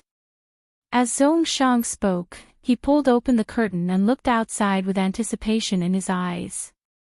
He hoped that the future of the human race would be like this. After a week, Renbachian and the Empress calmed down from the joy of becoming parents for the first time. Although the little fellow was tyrannical and talented, it was still relatively easy to play with. Anything interesting could keep her entertained for half a day. As for eating, the Empress was right. The little fellow actually only ate meat. Furthermore, her eyes lit up when she saw the Empress drinking. She would clap her hands and cheer. This gave Renbochin a bad premonition. He was afraid that the little fellow would grow up to be a wine barrel. Afterward, the Empress dipped her chopsticks in white wine and fed her half a bowl. Renbochin felt that this prediction had become a reality. At this time, the little fellow was wearing a red tutu and dragging two whips that were more than 2 meters long behind her head. She was chasing the roaring emperor on the ground. The roaring emperor was only at the man-wool level and didn't dare to dig a hole in the hull. At this time, it was forced into a corner by the little fellow and looked flustered. Renbochin went forward to lift the little fellow and smiled gently. "Little fellow, it's time to see Grandpa and Grandma." Although his smile was gentle, he was unsure. He didn't know what the pair of devils at home would think when they saw their granddaughter, who was only half a month old and could already run, jump, climb up the roof, catch chickens, and chase dogs. Her muscles were bulging like a bodybuilder, and her body seemed a little disproportionate to her head. It was as if her body was one size bigger, and she could smash a wall with one punch. However, an ugly daughter-in-law had to meet her parents-in-law sooner or later. Renbochin's daughter had to meet the elders. Woo! Woo! Woo! The little fellow was puzzled after being picked up, but she quickly became cheerful. Her face was beaming with a smile that was as clear as a gem. "Your Majesty, let's go." Renbochin pulled the Empress, and the three of them disappeared from the palace. First, set a small goal. For example, remember in 1 second, Booksellers Mobile.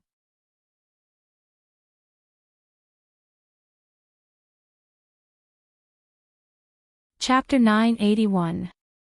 Wow! The little fellow had just arrived on Earth. After seeing that everything around her was completely different, she let out a joyful cheer and patted Renbochin's shoulders with her 2 little palms. Bang! Bang! Renbochin grinned. If it weren't for his strong body, he would have been sent to the emergency room. "Have you found someone to take care of her?" Renbochin asked. Although the little fellow didn't need to be taken care of like an ordinary baby, she needed someone to play with her at all times. No matter what time she woke up, whether it was midnight, 2 a.m., or 8 a.m., she needed someone to play with her at all times. Otherwise, she would roar like a lion. The Empress rubbed her eyebrows.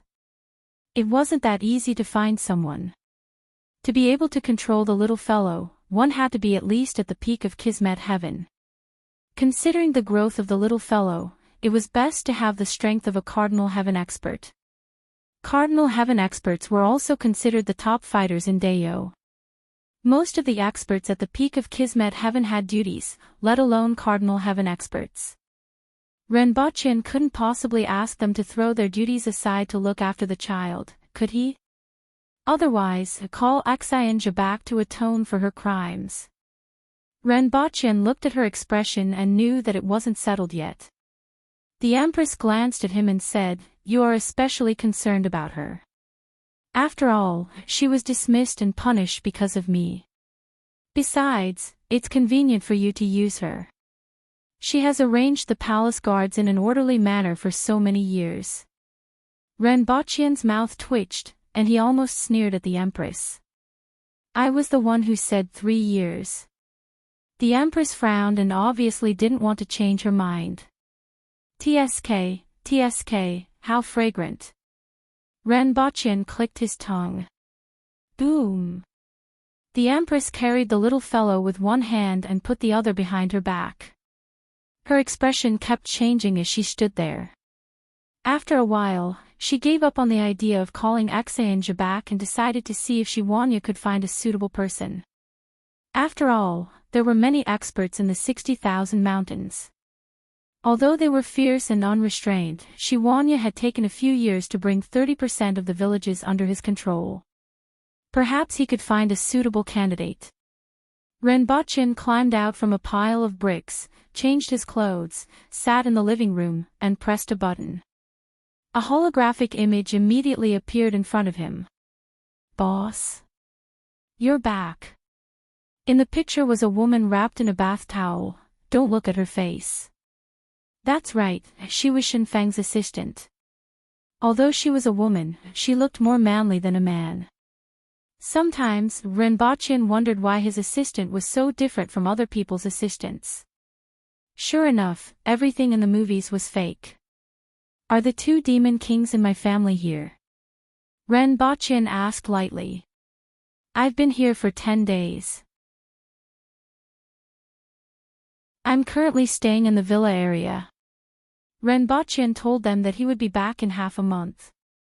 He didn't expect them to rush over after a few days because they couldn't stay at home. "Oh, got it. What about 10,000 years? He's currently in Wuji City and seems to be cooperating with the Armed Forces United Command. Has anything happened recently?" "The experts from the military have fought with the US 3 times in Africana and lost more than 10 people." Renbochin listened quietly. The conflict between the rising number 1 country and the former number 1 country that was unwilling to give up its position had never lessened.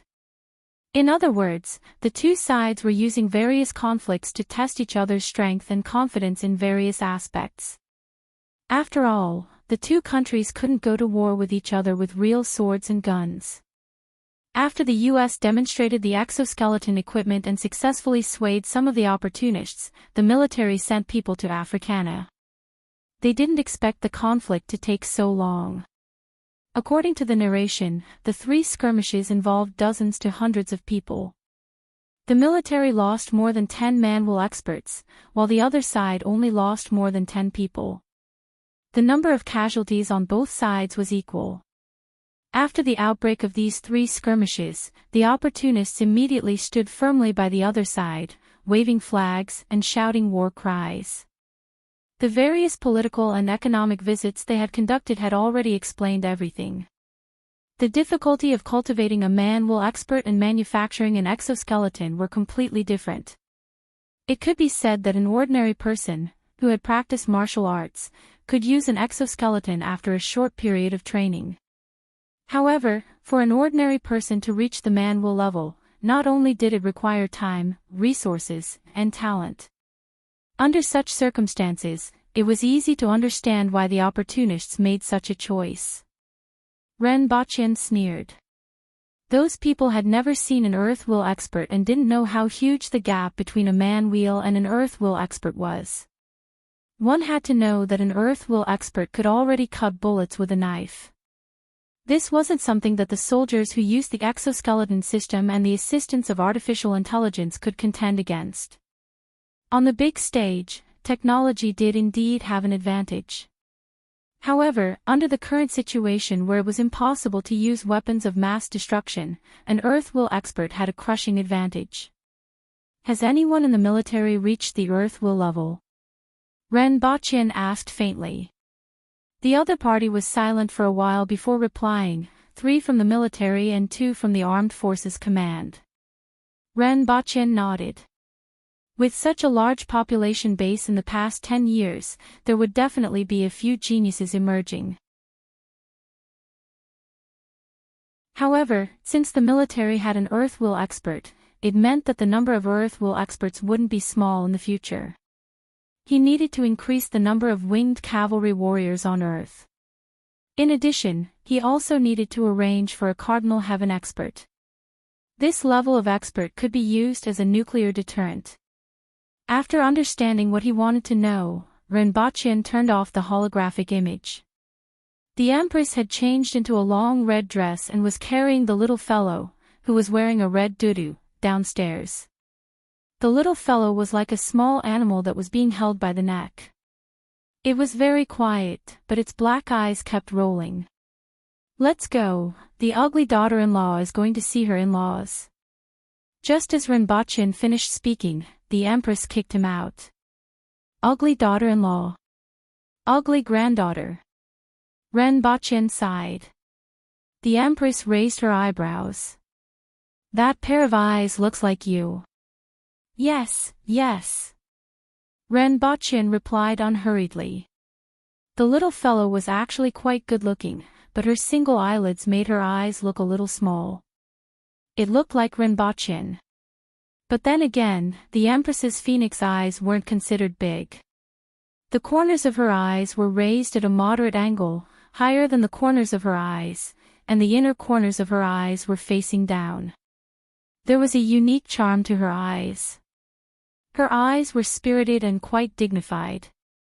They complemented the Empress's heroic spirit and complemented each other. They were completely different from those almond eyes and peach blossom eyes that gave people an affinity. After exchanging a few words with the Empress, the three of them took the elevator downstairs and took a car to the villa area. In fact, it wasn't too far away, but the little fellow's muscles and hair that was more than 2 meters long were a little shocking.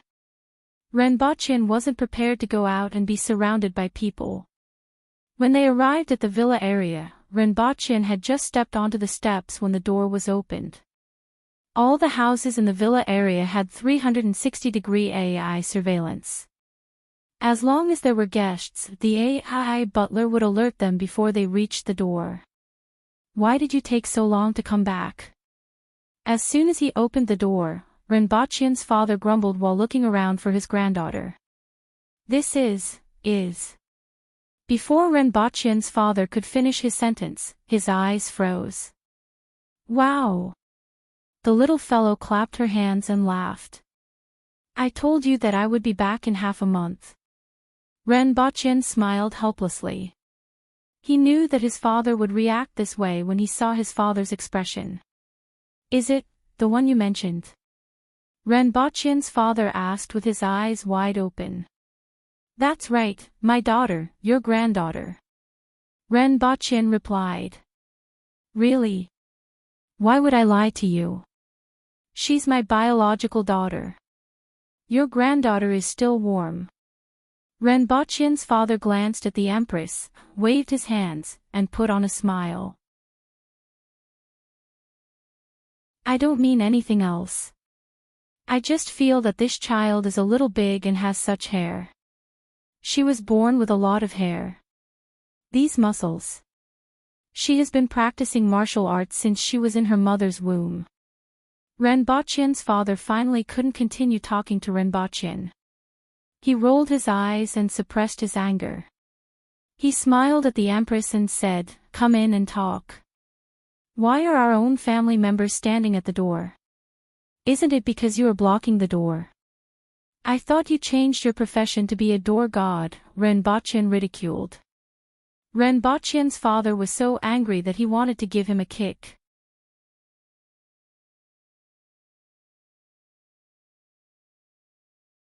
Chapter 982. Renbochin placed the little fellow on the ground. Your two granddaughters.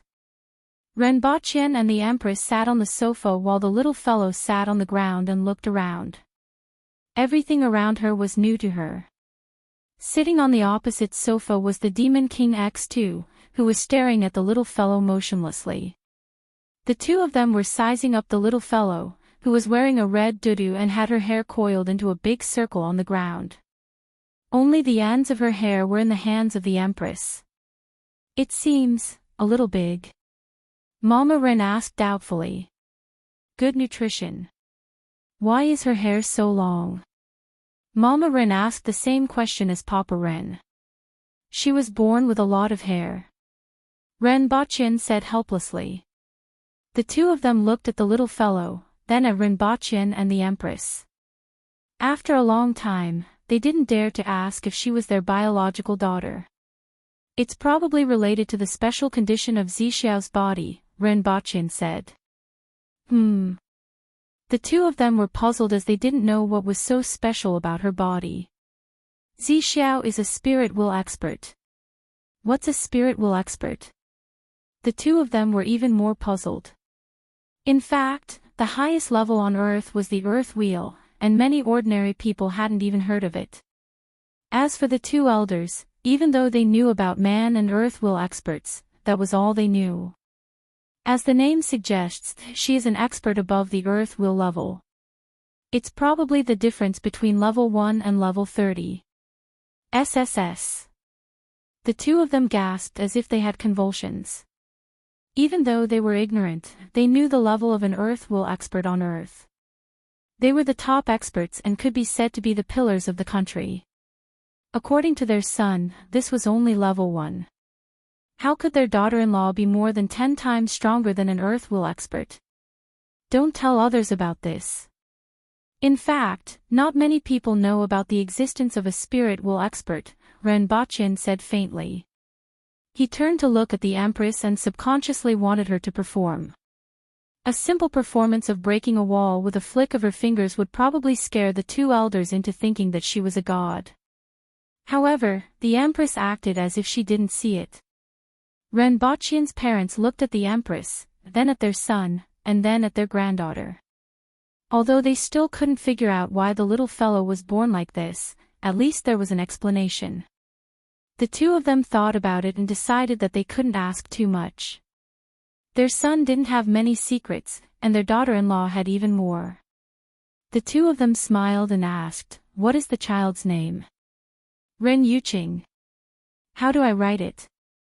"I'll follow you, Ren. Yu as in beautiful jade, Qing as in alluring city." Papa Ren glared at him and said, "Nonsense, do you think I don't know that you have the same name as me? The name is not bad. Do you have a nickname?" "Two flowers." The Empress glared at Renbochin. "Papa Ren, Mama Ren, although we can call him by his nickname, isn't this too casual?" Papa Ren was a little hesitant.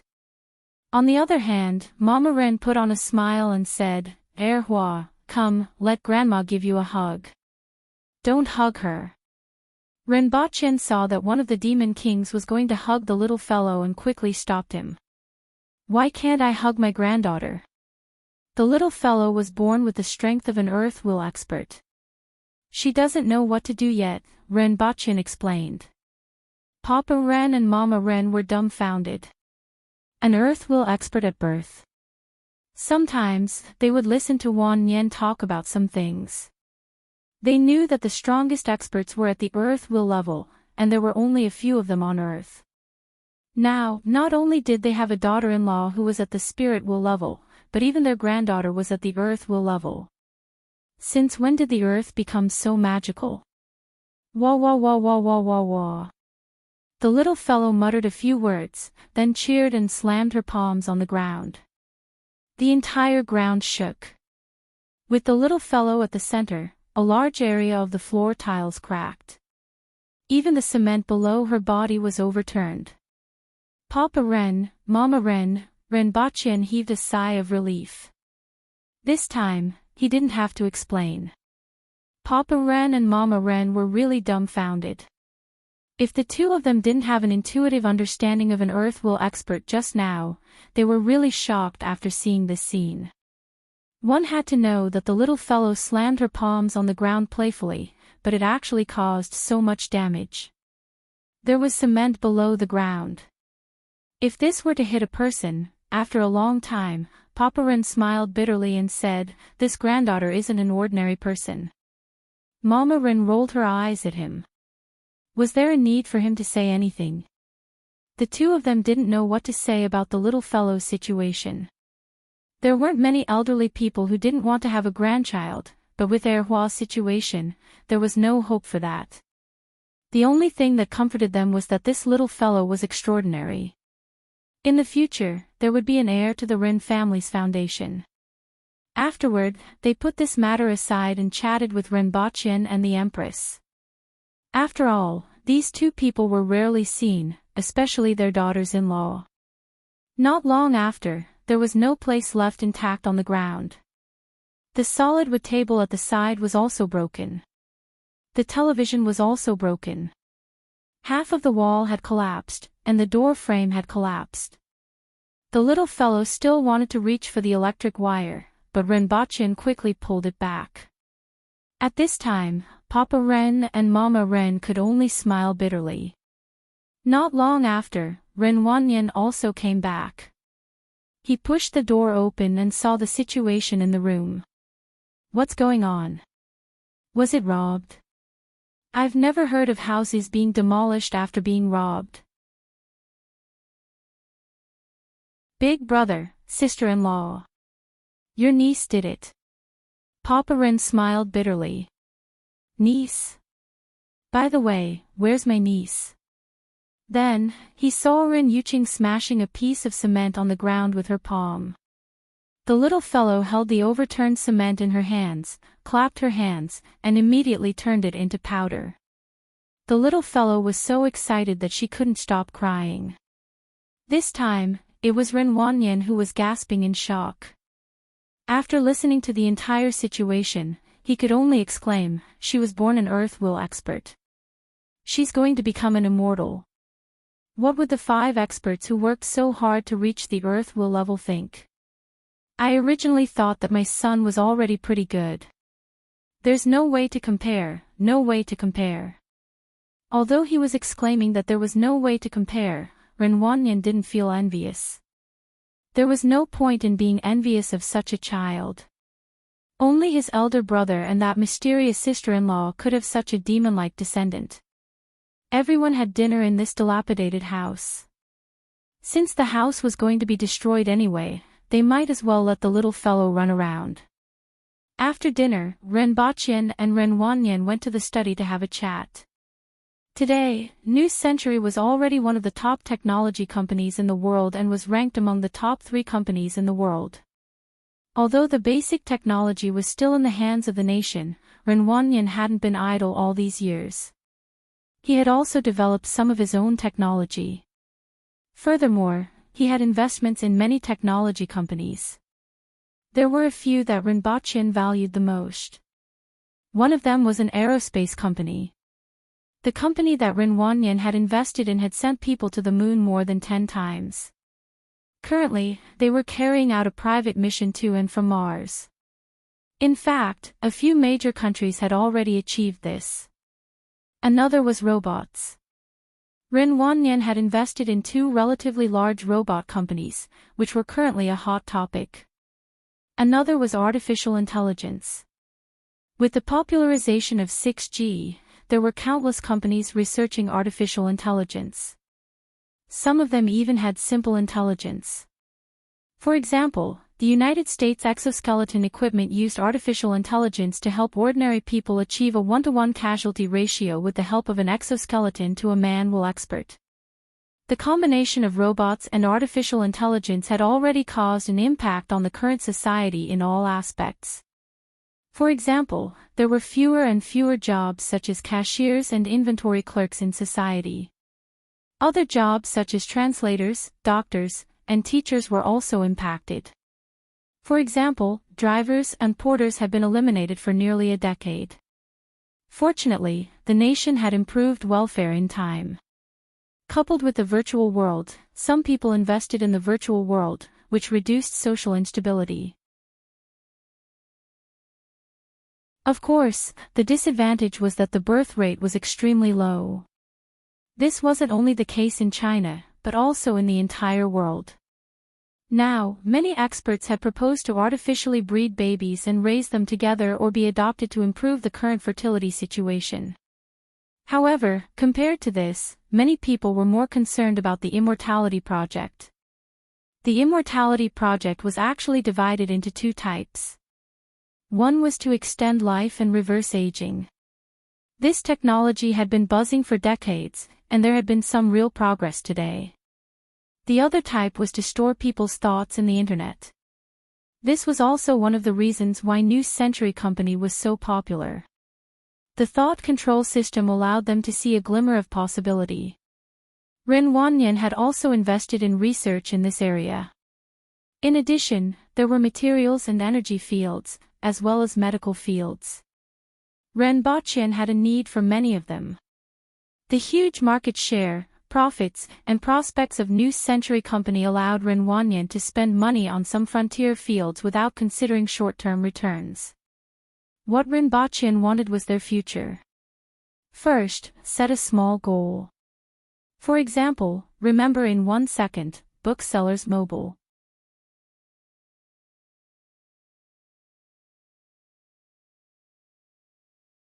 Chapter 983.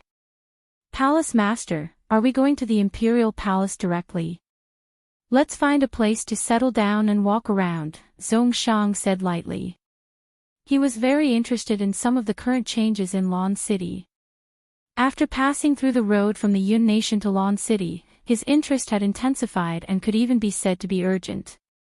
Previously, he could only read about it from the dossiers, but now, he could finally see it with his own eyes.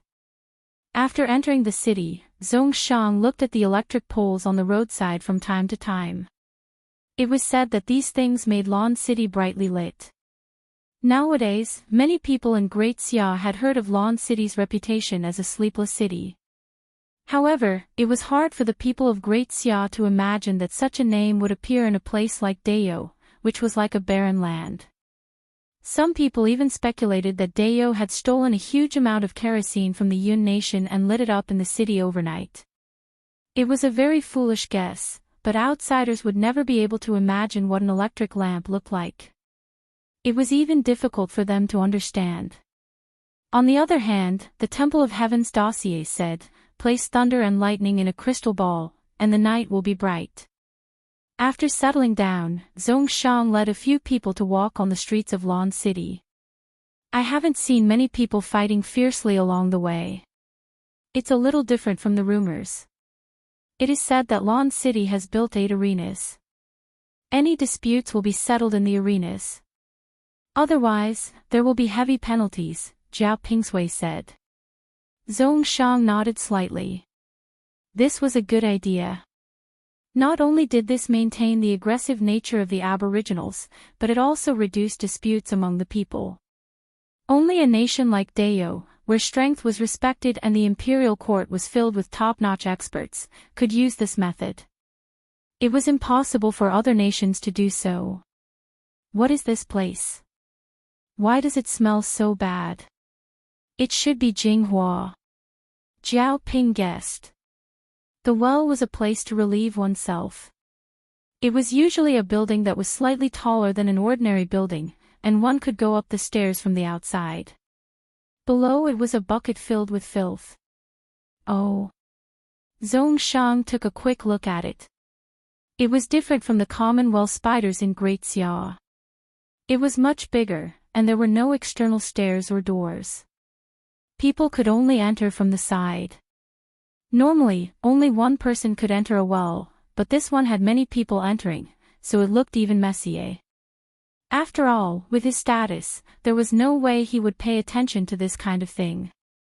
Then, Zhongshang went straight to Jingyang Street, which was his destination. Whenever he saw a shop with a sign of the royal family hanging on it, he would go in and take a look. After walking around, he saw quite a few rare items. Especially the royal department store. The table clock, toothpaste, wheat, vermicelli, soy sauce, and underwear were things he had never seen before. He especially liked the table clock and sugar, so he specially bought some. Following which, Renbaqian went to the glass shop, the condiment shop, and even the pastry shop and the bookstore to gain some understanding of the new products that had appeared in Dayo. At present, it seemed that they were mainly focused on the livelihood of the people. However, this was also normal. The truly important things would not appear here. However, he did buy a lot of books in the bookstore. He was very interested in these things. As for the pastry shop, it had just been opened for a month. Every day, there was a tempting aroma coming from it. There were not many types of pastries, only a few types of pastries and a few types of sugar. However, the taste was excellent, and there was even freshly squeezed fruit juice. Although the price was not low, it was sold out every day after it was released. Tong Lan was a regular customer here. She spent more than half of her monthly salary here, which made her rather resentful. Zhongshang wandered in Lan City until it was dark and was finally satisfied. Lan City had indeed changed. Along the way, he saw some non-Aboriginals walking the same way as the Aboriginals. Both sides turned a blind eye to each other, and the situation was much better than what he had heard before. It seemed that the people of Lawn City were also changing. He only saw it after the street lights were turned on at night. If the literati of Great Xia were here, they might have left behind 2 poems that would be passed down through the ages. It would have been even better if there were no white skeletons with little red flowers hanging everywhere that teased his nerves from time to time. In particular, when the night wind blew, it was really chilly and ghostly wails and wolf howls. The next day, Zhongshan requested to see the Empress and Renbaqian. The Empress did not give him a good look. In fact, it was already a form of tolerance that she did not make a move on the spot, and Zhongshan would not have any opinion on this. However, Zhongshan's main purpose was to see Renbaqian. In addition, he also wanted to see the child who had caused an uproar. Renbaqian did not care about this. It could be said that Qi Yuqing had an extremely high status in the hearts of these experts. In the future, when she walked out of the land of exile, this child would probably be the top fighting force of the human race. After seeing the little fellow, Zhongshan looked at Renbaqian and asked, "Can I see her condition? The muscles on her body seem a little unnatural." Renbaqian nodded. In fact, he also knew what was going on with Qi Yuqing's muscles. Back then, she absorbed too much essence blood from the Empress's body, and the power was too great for her. As a result, she was born with muscles. As she gradually grew up, the energy stored in her body would gradually be absorbed, and she would return to her normal body size. However, it was hard to say whether she could develop a body of muscles again. Zhongshan's conclusion after seeing her was the same as what Renbaqian had learned before. As for the speed of recovery, it was difficult to calculate. This was because it still depended on her martial arts talent and the speed at which she transformed essence blood. In the past, there were cases of spirit will experts giving birth to children. Although the descendants of spirit will experts were usually more talented, there had never been a situation like Qi Yuqing's. As a result, no one dared to easily measure it. However, Renbaqian did not care. Even if she grew up to be a body of muscles, with her status, there was no need to worry about not being able to get married.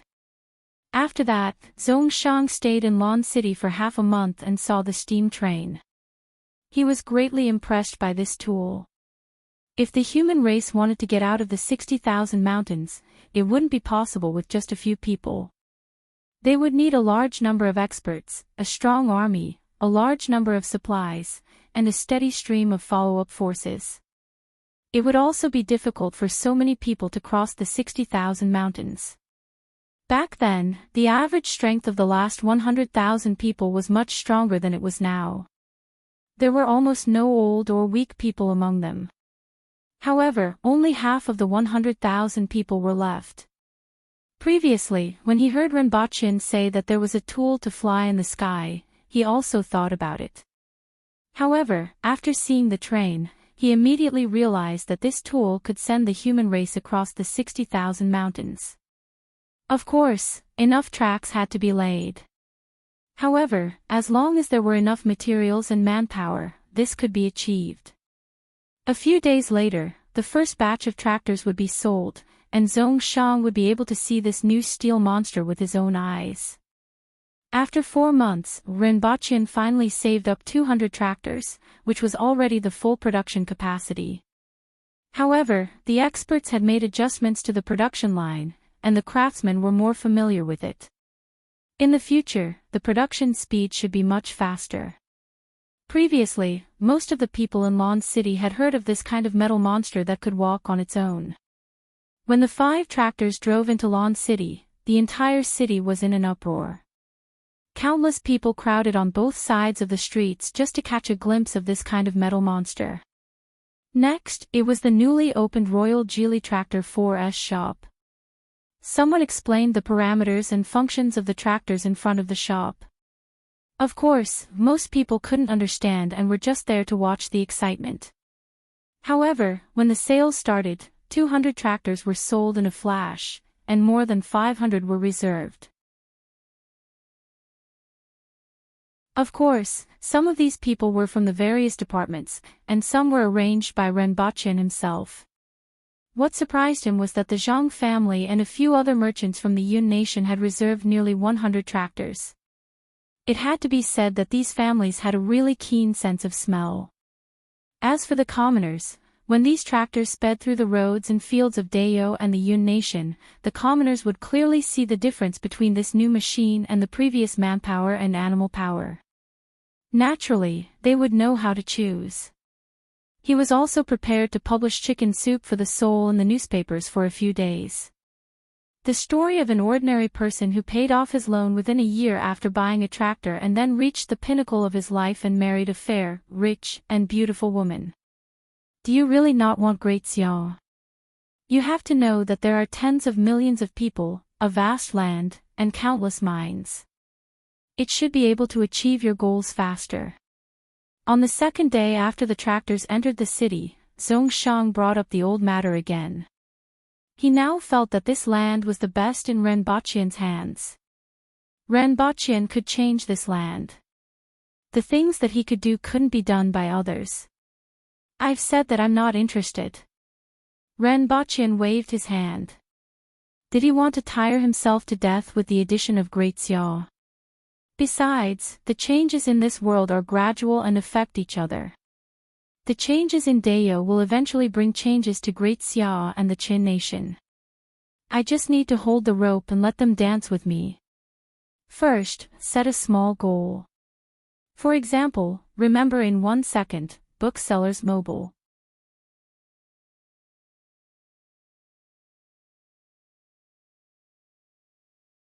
Chapter 984.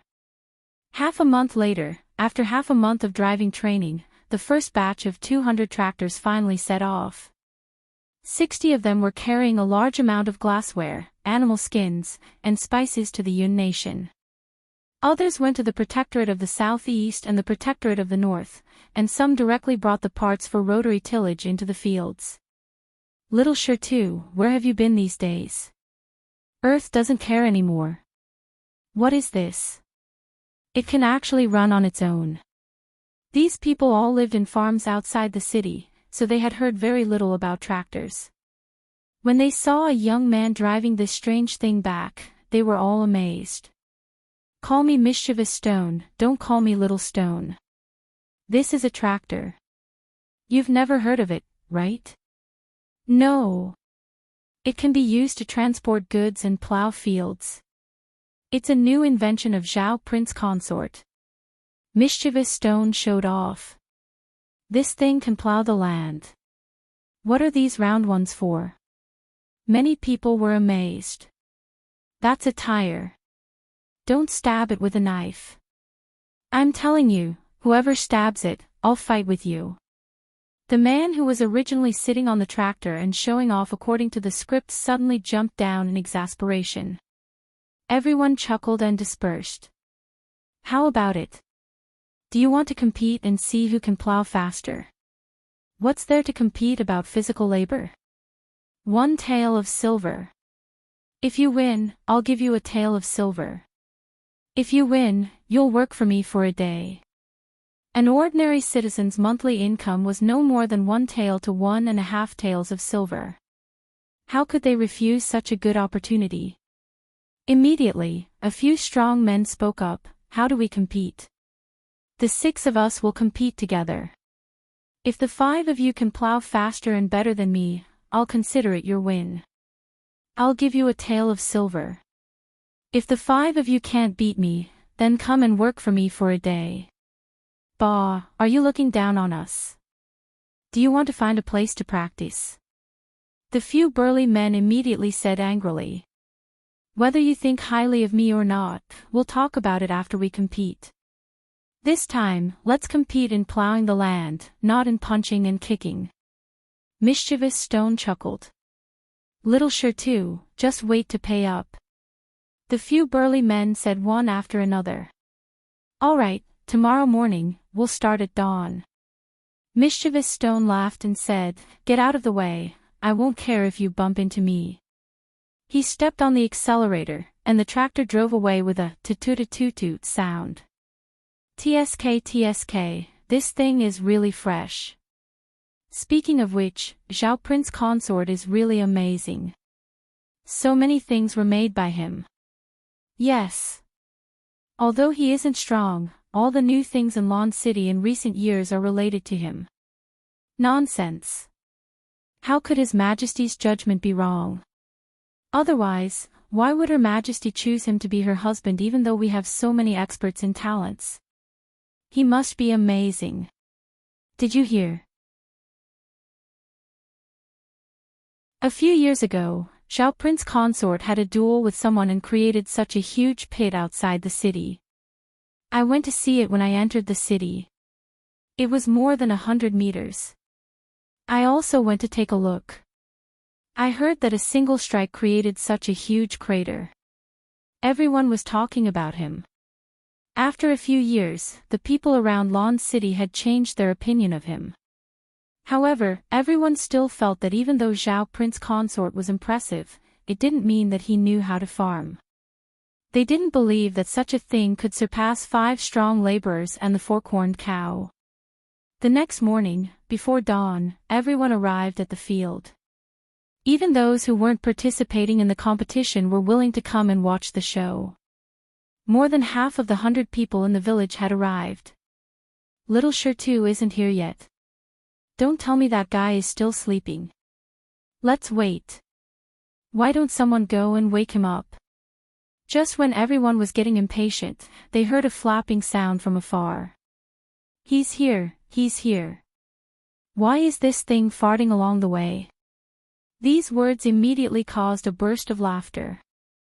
However, everyone was somewhat envious of little Shirtu, who was riding a steel monster with a trail of smoke all the way from afar. This thing looked very cool.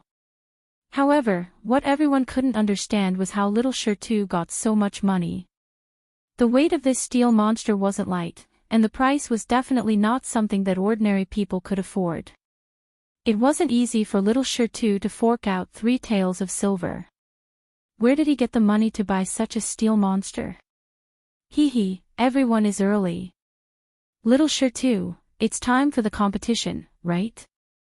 There are 5 of us and only 1 of you. I'll give you a chance to correct yourself lest you say that we are bullying you. Although these people were fierce, they were still simple and kind enough to remind him. Just don't say that I am bullying you when the time comes. Little Shirtu waved his hand confidently. A few days ago, he had seen a demonstration of this thing. Okay, don't talk nonsense. It just so happens that the newly refurbished land is ready to be plowed. You guys start from that end. Little Shirtu, start from this end. Okay, let's do that. Little Shirtu smiled and drove the tractor to the other end of the field. When they arrived at the edge of the field, little Shirtu first pressed down the raised rotary tiller, and the gears were deeply embedded in the soil. He turned his head to look into the distance and saw that the people had already begun to work. Little Shirtu sat back on the tractor and touched it here and there. He couldn't hide the love in his heart. He didn't expect that such a good thing would fall into his hands. It was all thanks to his uncle, Tai Dao. After touching the brand new steel monster, little Shirtu smiled and stepped on the accelerator. After installing the rotary tiller, the speed of the tractor slowed down a bit. He could feel the resistance from the soil. However, the steel monster under him still moved forward without hesitation. The people who were observing from a distance suddenly let out a soft cry. He turned his head to look at the 5 people. At this time, each of them had almost plowed a quarter of the field. Moreover, they used manpower to plow first, and then used horned cows. This way, they could save more animal power and could plow an additional 2 mu in a day. The 5 people plowed a total of 40 mu in a day. The strange thing under little Shirtu's feet could plow 40 mu. Time slowly passed, and when the sun was about to reach the sky, everyone's expression changed. The 5 people next to them had already taken a break, but little Shitu's speed didn't slow down at all. He kept plowing at the same speed without stopping, and he had already caught up with the 5 people. The 5 people plowed 25 mu in the morning, which was already their fastest speed. In the afternoon, they could plow at most 15 mu. On the other hand, little Shitu plowed 30 mu in the morning, but the steel monster under him still didn't look tired at all. This gave everyone a bad premonition in their hearts. Could it be that this thing was comparable to 5 people and 5 horned cows? In the afternoon, the speed of the 5 people next to them had slowed down, but little Shitu was still plowing at the same speed. The thing behind him, which had been rotating all the time, was still constantly turning the soil. It wasn't until the evening that little Shitu wiped his sweat and jumped down from the tractor. He raised his eyebrows and said, "How is it? Are you convinced now?" Everyone's eyes weren't on him, but on the steel monster under little Shitu. This thing plowed 60 mu of land for a whole day, and it didn't stop at all. It was simply terrifying. Damn it! A man who was sweating profusely cursed. This thing is really strong. Yes, the 5 of them had used up all their strength and plowed 45 mu of land. However, this thing's stability was simply despairingly stable. Hee hee. Little Shitu laughed rather contentedly. Are you willing to admit defeat? Bah, am I someone who doesn't keep to my words? Do you believe that I won't let you have a taste of my fist? Night came, but the excitement in the farm didn't subside. A group of people surrounded the tractor and discussed it. At the same time, they asked little Shitu about the situation of this thing and its price. When they heard that it cost 200 taels, everyone was a bit silent. This thing was good, but unfortunately, they couldn't afford it all. Don't think it's too expensive. Let me tell you, this thing is worth 10 laborers. 10 laborers can earn 100 taels a year, and you can earn it back in 2 years. How can we have so much money? Speaking of which, where did you get the money from? Someone asked. Don't worry about me. As for the money, this thing can be paid in installments. Zhao Prince Consort said that in order to improve the situation of us commoners, Her Majesty will use her own pocket to pay for it first. After that, we will pay a little more every year, and it will take up to 5 years at most. Do the math. After 5 years, we will pay 40 taels of silver a year. This thing can be used by 10 laborers to earn 100 taels a year, and the remaining 60 taels will belong to us. Moreover, after I pay off His Majesty's debt in 5 years, this thing will be mine. After little Shitu finished speaking, the people around him began to count with their fingers and toes. After a long time, they still couldn't figure out if this was the case. What he said seems to make sense. Let me think about it, someone said hesitantly. For the commoners, 200 taels of silver was an astronomical figure. Even if this figure was placed in front of them, it would be difficult for them to decide what to do. Most of them would just wait and see. In fact, this was Rinpoche's objective. After all, the current production of tractors was completely insufficient. What he was doing now was to make tractors deeply rooted in the hearts of the people. 2 to 3 years later, when the lives of the first batch of people using tractors improved, the tractor market would be fully launched. Little Shitu also said in a timely manner, it's just like how you can buy it now if you want to. Let me tell you, 200 taels of silver. Don't you see how heavy this thing is? It's all made of iron, and the iron alone weighs more than 500 kilograms. I heard that Zhao Prince Consort is selling it at a loss, and Her Majesty is paying for it to make our lives better. Otherwise, believe it or not, this thing can't even be bought with 1,000 taels of silver. This thing already weighs more than 500 kilograms of iron. Can 200 taels of silver buy 500 kilograms of iron? Ah. However, I'm just saying this to you. There aren't many of these things now. The 6 departments have reserved them for a few months, let alone you guys. As for me, hee hee. Don't forget that I have an uncle who works under Zhao Prince Consort. After hearing little Shidu's words, everyone began to feel grateful for the Empress's kindness. The Empress's reputation was already high, but she was so considerate of them, which made them deeply moved. Zhao Prince Consort's prestige had also greatly increased in their hearts. At the same time, they began to warm up to the tractors. Sometimes, they would hesitate when something was placed in front of them. However, when they couldn't buy it even if they wanted to, the situation would be reversed. Renbaqian looked at the information in his hand and was quite satisfied. These people had done a good job. He estimated that the tractors that went to the Yun Nation would return in a few days. At this time, Zhongshang was sitting in the carriage and looking at the letter in his hand with a smile on his face. He and the others had only traveled half the distance, and the tractors that set off at the same time with so many goods had actually arrived at Pingdu a few hours ago. Amazing! It's really amazing! Zhongshang exclaimed.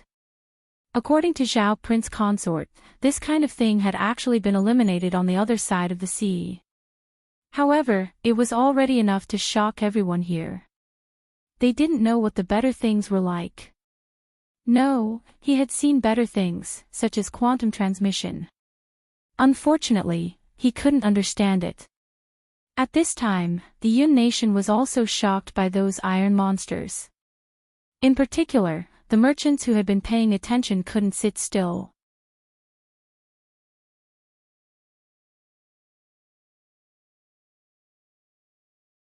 Chapter 985. Wangjing, the former capital of the Yun Nation, had once again regained its prosperity after 3 years of war. Many people lived a befuddled life.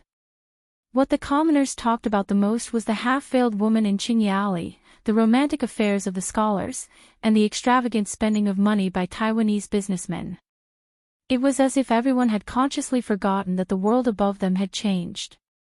Or rather, it was the nature of the people of the Yun Nation to live a befuddled life. Although there was still a gap compared to a few years ago, the people of Wangjing could still find some comfort in it. It seemed that nothing had changed. They only needed to ignore the tall and strong men that appeared from time to time in the city. As long as they didn't violate the few simple rules set by the Aboriginals, then everything would remain the same. Naturally, the few simple rules of the Aboriginals became a point of ridicule for the Aboriginal barbarians. However, for most people, the fewer the rules, the better. At noon, the sun shone down and scorched their bodies. The arrogant soldiers at the city gate were now obediently inspecting the pedestrians and caravans. On top of the city gate, there was a team of Aboriginal burly men wearing leather armor and carrying steel knives. At the moment, there were about 100 people queuing outside the city gate. Among them, 3 caravans accounted for half of them. There were also a few carriages with unknown people in them, and the rest were commoners with traces of weathering. Occasionally, the people would look up and see the burly men standing on top of the city gate. The irritation that was caused by the scorching sun seemed to have been doused with a basin of ice water. No matter who they were, they could only wait and queue. Those barbarians. A young man put down the curtain and snorted. "It's already much better than what we originally thought, isn't it?" an old man said faintly. Compared to a few decades ago, the Aboriginals are already quite restrained. Their methods are also hard and soft. If this continues, the Yun Nation will no longer exist in 100 years. Seeing the young man's nonchalant expression, the old man's expression became serious. "If I find out that you are in contact with those people again, I will kick you out of the family." "Got it," the young man replied with his head lowered. Seeing that the young man had agreed, the old man closed his eyes to rest. Not long after, he heard chaotic noises coming from outside. The old man opened his eyes and asked unhappily, "What happened?" "I'll go take a look." The moment the young man got out of the carriage, he heard a toot-toot sound. He turned his head to look behind him and his jaw dropped. He saw a bunch of strange-looking mounts covered in iron armor squeezing forward from the back. There was an aboriginal sitting on the back of each of the mounts, and there was another aboriginal sitting on the back of the carriage that they were pulling. "Get out of the way, get out of the way." The people lining up to enter the city made way for him. "Yen Nan." Hearing the shouts from the carriage, the young man took another look at the strange armored mounts before entering the carriage. "Father, it's a group of ancient race tribesmen. However, their mounts are really weird." "How so?" The old man was non-committal. It was recorded in the ancient books that there were all kinds of ferocious beasts in the 60,000 mountains. "It doesn't seem to be alive." The young man thought about it and confirmed, "That's right, it's not alive." The old man was taken aback. He pulled open the curtain at the side and turned his head to look behind him. All he saw was a strange thing emitting smoke moving toward him. The old man stared at the strange thing until it passed by him. He was finally sure that it was just as Yen Nan had said, it wasn't alive. Below it were carriage-like wheels. There was no traction, but it could move on its own. Furthermore, the carriage that it was pulling was at least a few times larger than the ox cart. This thing was really strong. Then came the second one, the third one, and a total of 30 of them passed by him and entered Wong capital without stopping. No one was surprised that no one dared to stop the aboriginals from entering the city. Everyone's attention wasn't on them. Instead, they were on those weird things. After the aboriginals left, the people who were hiding at the side returned to the path. Smelling the weird odor, they were all surprised. "That's right. That's right."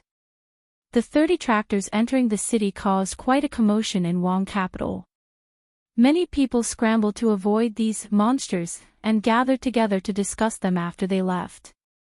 As for the people on the tractors, they were very proud of themselves. They had learned 2 words from Zhao Prince Consort. One was galloping like lightning and the other was flashy. Although these tractors weren't galloping like lightning, they were flashy enough for them to show off. Unfortunately, they were in front of the people of the Yun Nation and not in Lon City. However, they would return very soon. These 30 tractors created a huge splash in Wong capital. 10 days later, the caravan brought back some news that really set off a storm in Wong capital. It would only take 3 days to travel from Lon City to Pingdu and 2 days to travel from Pingdu to Wangjing, which could carry more than 5 ox carts of goods. Furthermore, only 1 or 2 people would be needed. Before this, it would take at least 15 days to transport the goods. Anyone with a bit of knowledge would know what this meant. Furthermore, it would only take 5 days to transport the Aboriginal army from Lon City to Wong capital. This speed made their hairs stand on end. The consumption of rations was also extremely low, and it allowed the soldiers to maintain their full strength. For some people, their faces turned ugly when they heard this news. Fortunately, there weren't many of these things at the moment. Otherwise, they would be able to sleep. However, if they knew that the Aboriginals were currently building a strange thing that could allow an army to travel from Lon City to the Yun Nation in 2 days and carry a large number of military supplies, they would have gone to bed right now.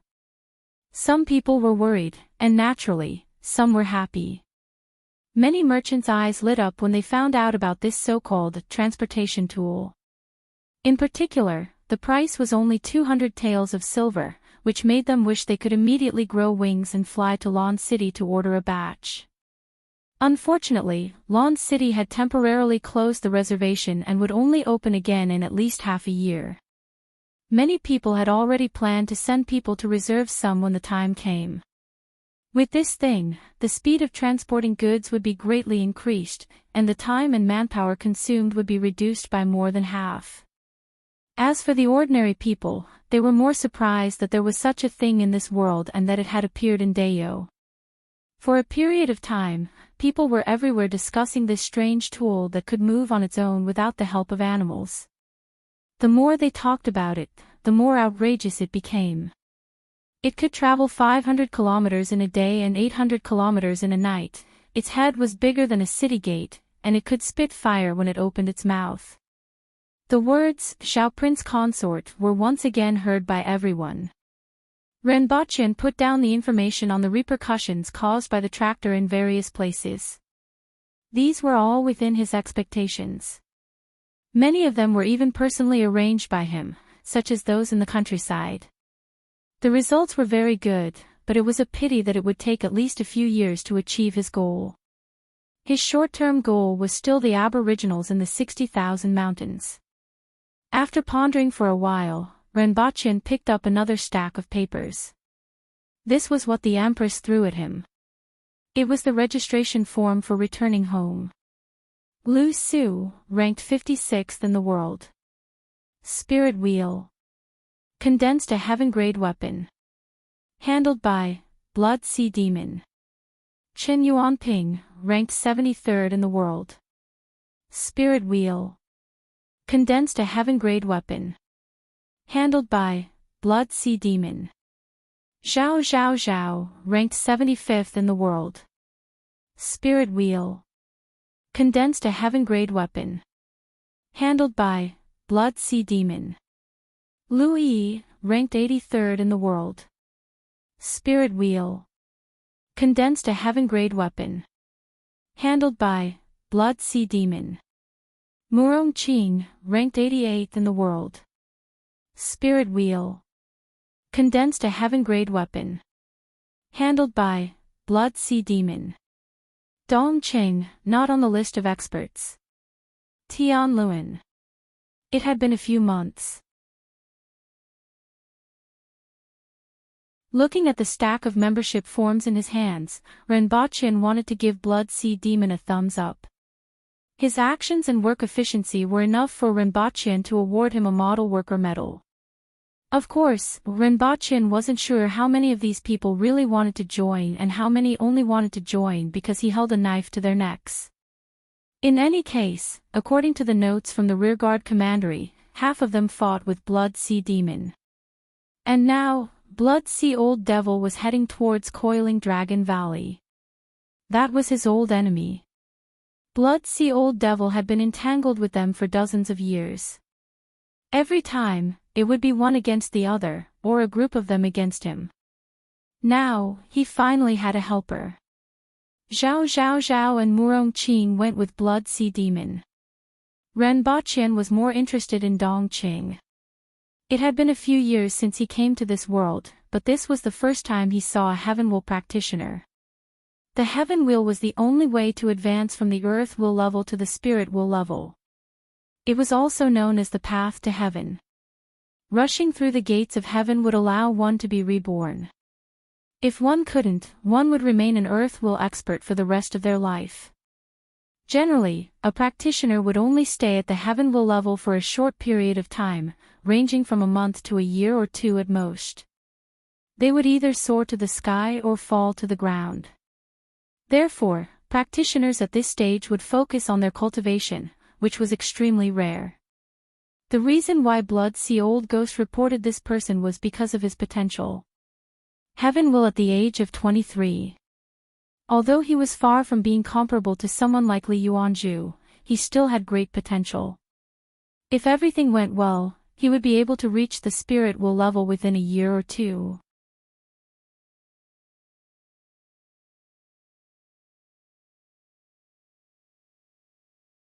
Chapter 986. The Coiling Dragon Valley had a very strange topography.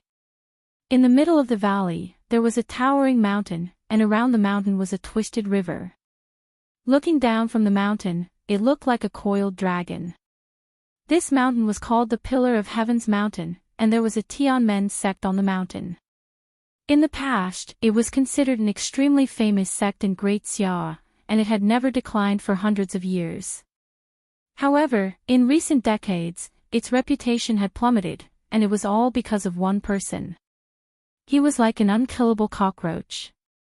He advanced from the earth wheel to the spirit wheel, condensed a heaven-grade weapon, and finally became a top expert in the world. Because of his persistent pestering, the Heavenly Gates sect had suffered great losses over the years, and its reputation had plummeted. More than once, the people in the sect blamed the person who provoked this great enemy, but they didn't dare to show it. That person was the current Tianmen sect leader. No one knew if the sect leader regretted his youthful recklessness.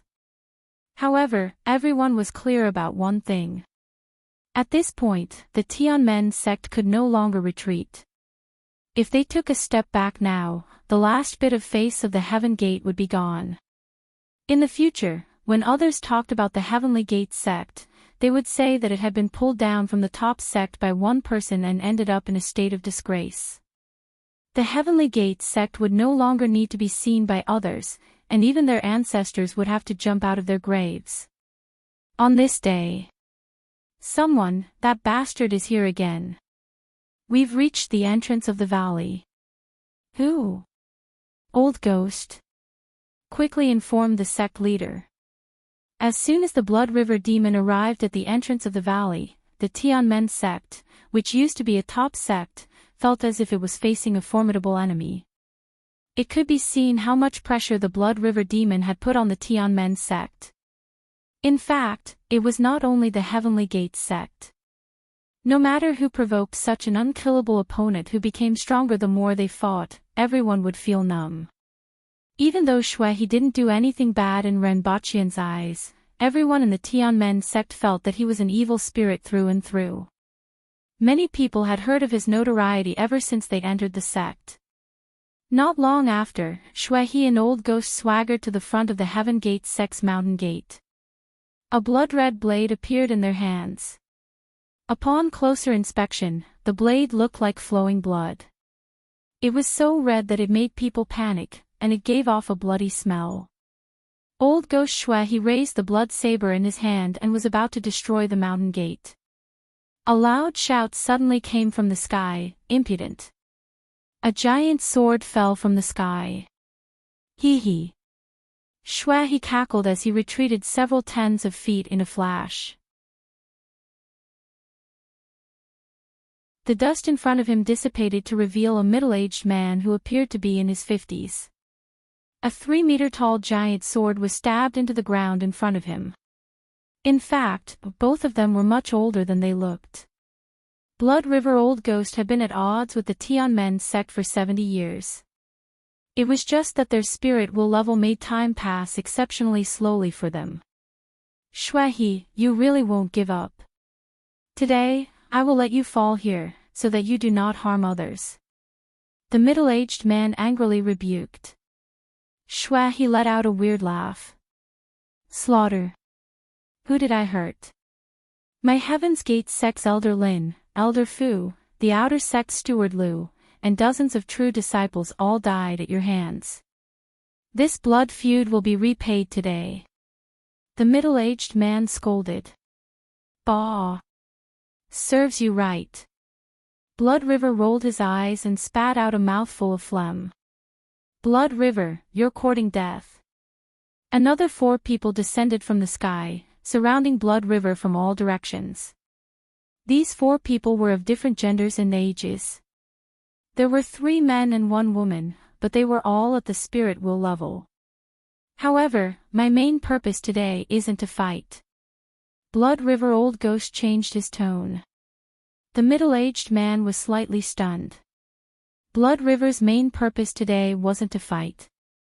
Why was that? After fighting for so many years, he didn't believe that Blood River Old Ghost would stop. If Blood River Old Ghost was willing to stop, he would have done so long ago. A demon like you must be punished, but I want to know what you want to do. The Tianmen sect chief put his hands behind his back. TSK, I just want to ask if you want to join us. If you are willing to join us, I might let you off. Everyone sneered. You want to let us off?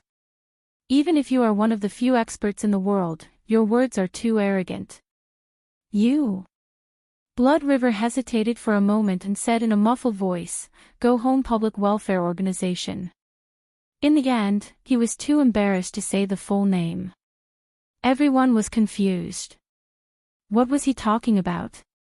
Those who are in cahoots with a demon like you are definitely evil. The Tianmen sect is a famous sect. How can we have anything to do with you scoundrels? The middle-aged man reprimanded with a sullen face, but he was vigilant. What organization did Blood River actually join? What kind of people were in this organization? From what he said, he actually wanted to pull him in. Presumably, the other people in the organization weren't mediocre. Then, he made up his mind to keep Blood River here today no matter what. Previously, Blood River was already so difficult to deal with. If other people joined in, the danger would be greatly increased. He didn't know if Blood River brought any helpers today. Blood River revealed a strange smile and said, "You better think carefully." This was proposed by Zhao, Prince Consort of Dayo. You actually surrendered to the barbarians. Blood River, you want our Tianmen sect to surrender to the barbarians? You are really thinking the wrong way. This is simply wishful thinking, the Tianmen sect chief scolded angrily. Blood River, you deserve to die 1,000 times over. A few people beside him also spoke up. However, everyone was happy. Previously, Blood River and the Tianmen sect were two parties, and it wasn't appropriate for the other sects to intervene. Now that Blood River had surrendered to the foreign races, the other sects wouldn't let him off if this news got out. So, you guys aren't willing to join us? Blood River smiled sinisterly. Nonsense, why would we associate ourselves with you scoundrels and barbarians? If you say so, then this old man is relieved. Blood River suddenly laughed loudly. How could he hope that his enemies of so many years would join his organization? Previously, he didn't make it clear and deliberately pointed out the identity of Zhao, Prince Consort of Dayo. He didn't mention Li Yuanzhu, Li Fu, and the others at all. He was just waiting for them to say this. After saying this, they could die. Men, set up the formation. The Tianmen sect chief commanded. Another 36 people descended from the mountain, all of whom were at the earth will level. They formed two circles with the previous 4 people and surrounded Blood River. Today, we will get rid of this evil for the people. Since you guys refuse a toast only to be forced to drink a forfeit, it's your turn to attack with me, my 2 brothers. Blood River laughed. Indeed, you brought helpers. The Tianmen sect chief made up his mind. It was better to appear now than to be caught off guard later. However, when the 2 of them walked out from afar and appeared in front of everyone, their expressions changed. Who are you? Zhao Zhao Zhao. Murong Qing. The faces of everyone from the Tianmen sect changed drastically. The appearance of the tractor had given Dayo and the Yun nation a lot more vitality. Like blood carrying oxygen to all parts of the body, the tractors that traveled to and fro delivered supplies to other places in a very short period of time. In particular, tractors could be seen entering and exiting several city gates almost every day, transporting large amounts of supplies in and out of Lan City. Lan City's glass products, spices, and animal hides were all popular in the Yun nation and brought in a lot of profits. The cost of a cart of glass products was only a few hundred taels of silver, but it could be sold for tens of thousands of taels of silver in the Yun nation. This was even after lowering the selling price. After all, the Yun nation was now considered a part of Dayo. Even if they were shaving wool, they couldn't let the other party rebound. Otherwise, how were they going to sell the rest of the products? The profit of spices was no less than that of glass products.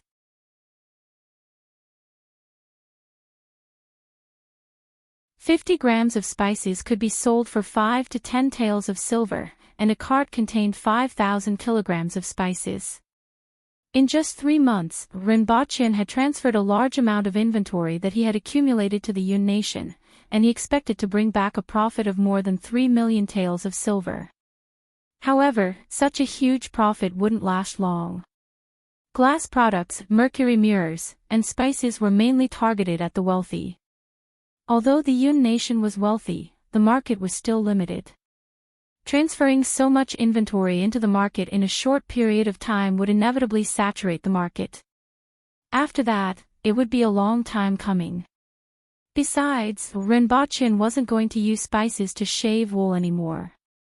Previously, because spices were the Empress's industry, others were prohibited from growing them for a few years.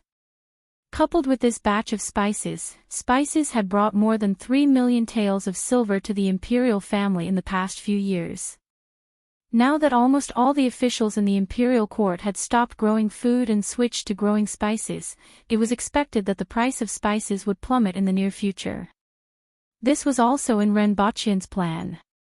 As a native of Earth, he never felt that spices should be a luxury. The price of spices and white sugar should eventually reach several times the price of white salt. Now that the price of salt in the Yun nation had risen to 120 copper coins, the price of spices and white sugar shouldn't exceed 10 times the price of salt.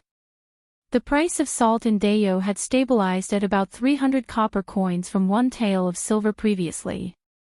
Although it was still higher than Renbochin's expectations, the price of salt had already made the people of Dayo feel very happy. In the past, roasted meat was carefully sprinkled with a thin layer of salt. Now, people could eat a mouthful of meat and lick a mouthful of salt. In 3 months, the other 500 tractors were delivered.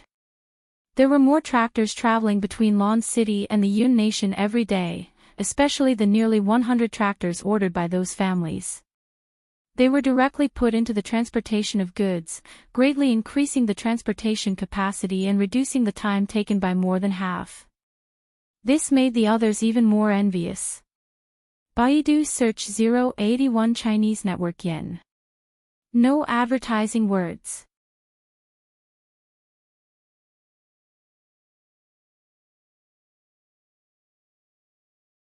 Chapter 987. In December of the 76th year of the Dayo calendar, the Royal Geely Tractor 4S shop opened in Lon City, and the first batch of 200 tractors officially appeared in front of everyone in the world. In February of the 77th year of the Dayo calendar, the second batch of 500 tractors was delivered. There were at least 300 tractors going back and forth between Lon City and the Yun nation, transporting large amounts of iron, food, cloth, salt, and other materials. The monthly transportation volume could reach 7 million kilograms. In the past, this transportation volume required more than 10,000 people and 7,000 four-corned cows. During this period, countless grains and fodder were consumed. Now, it only required a maximum of 600 people. This saved more than 95% of manpower and animal power, as well as countless grains and fodder. What was consumed was biodiesel, which was considered cheap in comparison. For the first batch of merchants who received the tractors, the caravan originally required at least 30 to 40 vehicles and more than 100 people. Less than 20 of the vehicles were loaded with goods, while the rest were loaded with grains and fodder consumed on the road. It would take more than 100 people a month to transport 20,000 kilograms of goods back and forth. The personnel expenses alone would cost more than 200 taels of silver, and the grains and fodder consumed on the road were worth nearly 100 taels of silver. Now, only 1 tractor and 2 people were needed to achieve the same transportation volume. The personnel expenses were less than 10 taels of silver, and the so-called biodiesel consumed was about 120 liters, which was worth 20 taels of silver, for a round trip of more than 3,000 kilometers. In other words, after investing 1,000 taels of silver, the monthly expenses would be less than 90 taels of silver, which was 70% lower than the previous transportation cost of a caravan. The most important thing was that it saved a lot of manpower and material resources. It was more flexible and fast, and it could transport the required goods to the destination in a short period of time. The value of this was more important than the savings in silver. Previously, due to the limited transportation volume, they could only transport about 20,000 kilograms of goods at a time. It was difficult for the caravan to turn around, and the risk was great. In particular, Dayo had a rainy season that lasted for more than 5 months. If the caravan was trapped somewhere, the losses would be even greater. Now, they were no longer subject to this restriction and could easily transport goods that were 10 times or even dozens of times their original volume. As a result, the caravan's goods weren't just those that were highly profitable, but there were also many more types of goods. After all, the market for those high-profit goods was limited. After the market supply and demand reached a balance, they set their sights on other goods. In just a few months, the prices of many goods in both places had dropped. In the Yun nation, the prices of meat, grains, herbs, needles, and thread had dropped. A large number of four-corned cows, sweet potatoes, and other high-yielding crops had caused the prices of beef and grains to drop by 10%. Sweet potatoes and potatoes, which were both vegetables and grains, had become an important part of the meals of ordinary people in the Yun nation in a short period of time. In fact, the merchants of the Yun nation didn't care much about the profits from selling potatoes and sweet potatoes. A trip of 2,500 caddies would result in a profit of 2 copper coins per caddy, which was only 10,000 copper coins, which was close to 9 taels of silver. The profit of 10 tractors traveling from Dayo to the Yun nation was no more than 90 taels. However, after Rinpochen expressed his stance in private, those families immediately knew what to do.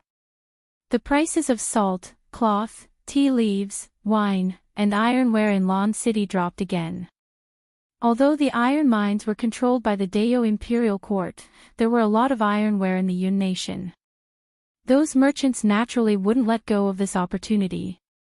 Even though pots and knives were expensive in the Yun nation, they couldn't be compared to those in Lon City. Stop manufacturing rotary plowing pendants and switch to the production of harvesting pendants, Rinpochen said to his subordinate. That thing is quite useful, but it consumes too much fuel, the man replied honestly. Well, got it. Rinpochen nodded. That's right, it consumed too much fuel. It was fine if tractors were used for transportation, but the biggest problem arose when they were used in agriculture. Although tractors could indeed save manpower and could rotate 60 mu of land in a day, the problem of fuel consumption became the biggest problem that restricted the use of tractors. 1 mu of land cost 3 liters of oil and half a tael of silver. 100 mu of land would cost 50 taels of silver. Which commoner could afford it? It had to be known that a laborer could only do this for 20 days at most. Could a laborer earn 50 taels of silver a year? He might not even earn 50 taels of silver a year. Moreover, there was still sowing, weeding, irrigation, and harvesting. As a result, after the initial enthusiasm, compared to transportation, which was now favored by everyone, the most important aspect of tractors was agriculture. Of course, this didn't mean that tractors had no value, but that they were limited by the number of mu of land in Dayo and the price of oil. The strength of the four-corned cow and the aboriginals was also a factor. On Earth, a cow and a strong laborer could only plow about 2 mu of land in a day with iron plows. Here, they could plow 6 mu of land in a day with wooden plows. In addition, due to the limited number of mu of land, it was difficult for tractors to be used.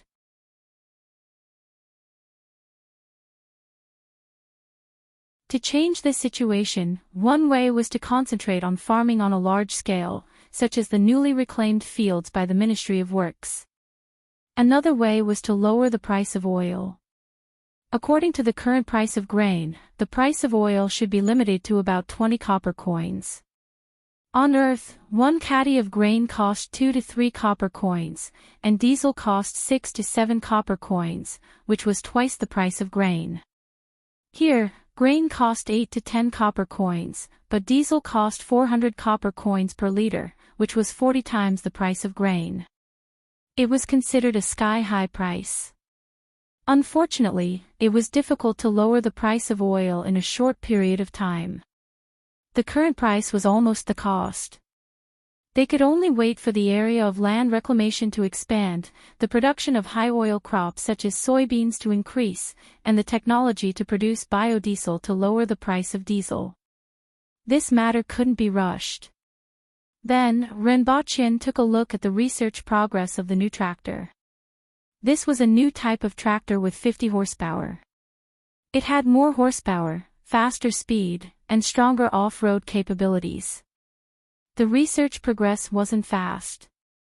After all, it was limited by current technology and processes. Many of the originally mature technologies couldn't be used and had to be redesigned. After looking at it for a while, Renbachien put down the information and went back to the palace. Upon entering the Changle Palace, he heard the crisp laughter of a girl. Along the shade of the trees, he saw a girl rolling around on the lawn with a child wearing a red cloth. The girl was wearing silk clothes, and her arms and legs were rolled up to her elbows and knees. Renbachien was very familiar with this girl. She was Zhu Hua, a level 9 student with an IQ of 9 and grades of 9. These days, Renbachien got her to take care of Qi Yuqing. Although Zhu Hua was very wild and not very smart, she actually did a good job. At least the little fellow was quite happy. Zhu Hua seemed to be having fun as well. Renbachien felt that this was probably because their IQs were on the same level and they had found a kindred spirit. Looking at the two frolicking around, Renbachien felt a sense of accomplishment as a father. Especially when he saw his daughter grow up happily. She really grew up. Looking at Qi Yuqing, who was already 1 meter tall, Renbachien rubbed his chin and pondered. Wasn't she growing a little too fast? It had only been 6 months. First, set a small goal. For example, remember in 1 second, Booksellers Mobile.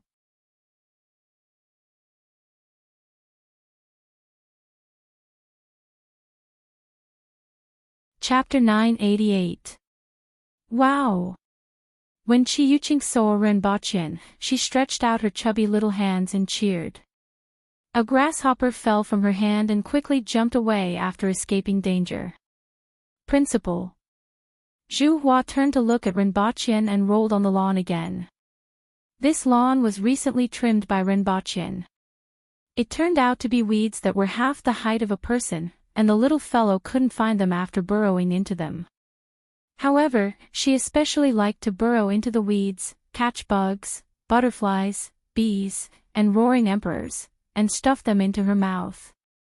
This was a bad habit that Renbachien discovered. It seemed that she was using her tongue to feel the world and wanted to put everything she saw into her mouth to taste, whether it was flowers, insects, or even soil. This included Renbachien's hand, which still had a row of imprints. After being beaten up by the Empress, she only dared to sneak around and bite whatever she saw when the Empress wasn't around. For example, there were still blue and red stains on Qi Yuqing's mouth from biting flowers. Hua. Renbachien smiled and patted her head. The little fellow rubbed his palm hard and looked extremely happy. Her Majesty told you not to call her Hua. Zhu Hua muttered. Anyway, you won't tell on me. Renbachien said. Of course, Zhu Hua, will never tell on you. Zhu Hua immediately vowed with a firm face. However, it was to no avail. Renbachien knew Zhu Hua too well. It would be strange if she could hide secrets with that brain of hers, and she might spill the beans at any time. However, Renbachien didn't care about this. He reached out and picked her up. Come, call me Daddy. The little fellow looked at Renbachien and was confused at first. Then, she smiled and slapped his face with both hands. Renbachien felt a strong wind blowing against his face. His upper body leaned back, and Qi Yuqing slapped empty air. Ha!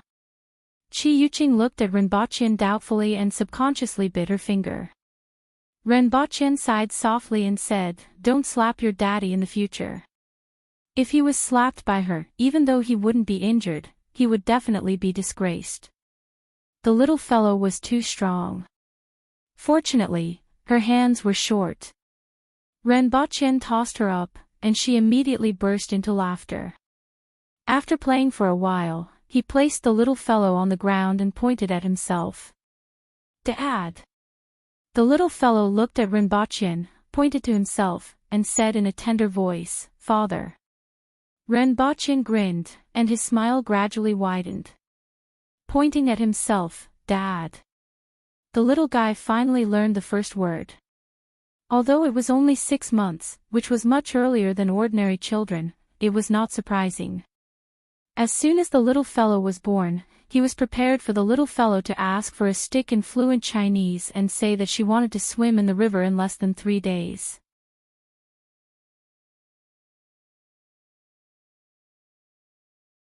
Fortunately, in terms of language, the little fellow was finally somewhat similar to an ordinary person.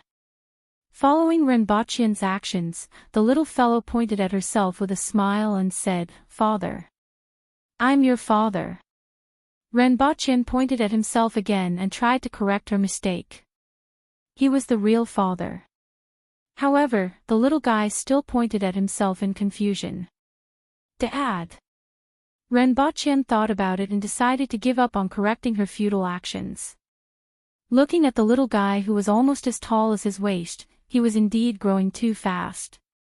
When the little fellow was born, she was twice the size of an ordinary baby and should be 60 to 70 centimeters long. Now, she was 1 meter tall and had grown 30 centimeters in half a year. He wondered how big she would be when she was 2 or 3 years old. He hoped that she would be more like an ordinary person. Renbochin sincerely hoped that she would be more like an ordinary person. Although it was indeed gratifying to have an outstanding descendant, Renbochin still hoped that she could have a childhood that was closer to that of an ordinary person and not go hunting tigers at the age of 1 and catch dragons at the age of 2. At night, Renbochin seriously discussed very important matters with the Empress. Your Majesty, what do you think Hua will call you after she learns to speak? The Empress replied without hesitation, Mother. What about me? Father. Your Majesty, don't you feel awkward? Renbochin looked helpless. This was the problem. Children from ordinary families could just call each other father and mother. But him and the Empress. How should the child be called? Mother. Why did it sound so awkward? And why did it sound even more awkward to call her father? The Empress didn't care and said, It's good that I don't feel awkward, and there's nothing wrong with it. In fact, there didn't seem to be anything wrong. Renbochin sighed and said, How about I call you mother and call me father? The Empress thought about it and said, It sounds distant. Do you care about this a lot? I can't say that I care a lot. Renbochin felt that he didn't have much of a choice in this matter. Besides, the Empress didn't despise him when she chose him, right? However, he still felt somewhat awkward. Seeing that the Empress was still staring at him, Renbochin suddenly had a flash of inspiration and knew what the problem was. Other princesses and princes call the Empress mother, but the problem is that I haven't been conferred the title of Empress. I'm Zhao Prince Consort. There's nothing wrong with calling me father. The Empress chuckled and said, It seems that I have to confer you an Empress. No need, I'm fine now. Renbochin waved his hands. Zhao Prince Consort was more used to it. The two of them laughed and chatted for a while before the little girl ran in from outside with her hands raised, followed by Zhu Hua, who had a head full of grass. Slow down, princess. Qin Yuan and Hong Wan wanted to help her but didn't dare to. Don't worry about her. Renbochin said. The little girl ran straight to Renbochin and the Empress, pointed at herself, and said, Father. Look, your daughter can talk. Renbochin smiled and pointed at the little girl. Hua. The little girl stubbornly pointed at herself and said, Father. Renbochin saw that the little girl was now firmly convinced that she should call him father. The Empress burst out laughing when she saw the two of them. 3 months after the delivery of the scheduled tractors, the second batch of 1,000 taels of tractors finally began to be sold. This time, it was much livelier than the previous time. In the past half a month, many merchants from the Yun Nation had applied for clearance and arrived at Lon City. At the same time, they brought a large number of goods with them. In a short period of time, Lon City was very lively. The most lively place was the alley of the 4 courtyards. It was almost overcrowded. Although the brothels in Lon City had a strange custom, they didn't have the core of a normal brothel. In other words, they only sold their skills and not their bodies. This made many merchants from the Yun Nation feel strange and even dissatisfied. However, this was Lon City, and they didn't dare to be presumptuous. Those who dared to be presumptuous were still in prison. Those merchants could only grit their teeth and accept it. However, in other places, they didn't have the opportunity to let the extremely talented Earthwool disciples of the sects accompany them in a drunken stupor. They could even take advantage of them. This was also the reason why the alley of the 4 courtyards was always full. As for why the 4 courtyards weren't allowed to sell their bodies, the 4 courtyards also felt that they were quite innocent. Was it their fault that Zhao Prince Consort, Minister Tong, and Minister Zhua visited a brothel? Your Majesty, you should look for Zhao Prince Consort and Minister Tong. First, set a small goal. For example, remember in 1 second, Booksellers Mobile.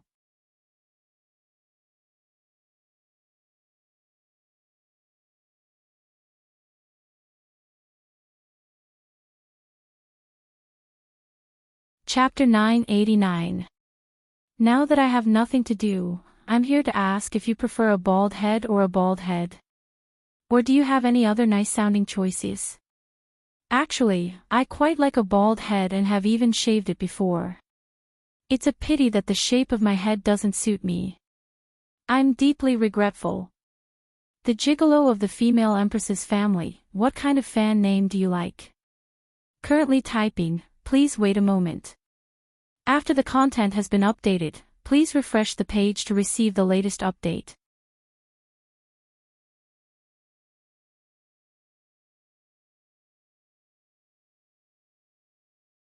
Chapter 990. Damn it, that Leng Rong is obviously a whore, but she still dared to give me a hard time, a young man cursed indignantly as he walked under the street lamp. She is the most talented disciple of this generation in the Tangled Silk Palace. Coupled with her good looks, the number of practitioners pursuing her can line up from the Tangled Silk Palace to the foot of the mountain. If not for... I reckon she would be the next palace master of the Tangled Silk Palace. Another young man winked and laughed. It's hard for us to even see her, let alone get intimate with her. So what? Isn't she still a whore now? That young man wasn't polite at all. Forget it, everyone in the brothel in Wangjing decides who they want to see. Besides, this is Lon City. Even if you don't like it, you don't have to take it to heart. After hearing this, that young man finally calmed down a little. That's right, this was Lon City and not some other place. Even in Wangjing, he couldn't do whatever he wanted, let alone here. Just as he suppressed the anger in his heart, he felt his body being dragged to the side by his companion. Make way! Make way! Just as the two of them reached the roadside, 2 huge figures swept past them. The wind brought by them blew directly on their faces. Although there were no sounds of hooves, every time the 2 huge figures landed on the ground, there would be a slight tremor. A red saber-toothed tiger and a leopard-like mount with horns on its head, as well as 2 people on their backs, disappeared into the darkness with loud laughter. If it weren't for his companion who pulled him, he would have been hit by these 2 big fellows and ended up with broken bones and tendons. However, the rider on their backs didn't even look at the 2 of them. This made him feel a little depressed. Although he was depressed, he really couldn't afford to offend these 2 people. After coming to Lon City for a few days, he had asked around. Although he hadn't seen these 2 people before, he had heard about these 2 mounts. The red saber-toothed tiger belonged to the public security official, by Shurink's residence, and it was said to have the strength of an advanced earth will expert. As for the horned mount, it belonged to the examination official's residence and also had the strength of an intermediate earth will expert. Not to mention the two people on its back, he couldn't even afford to offend these two mounts.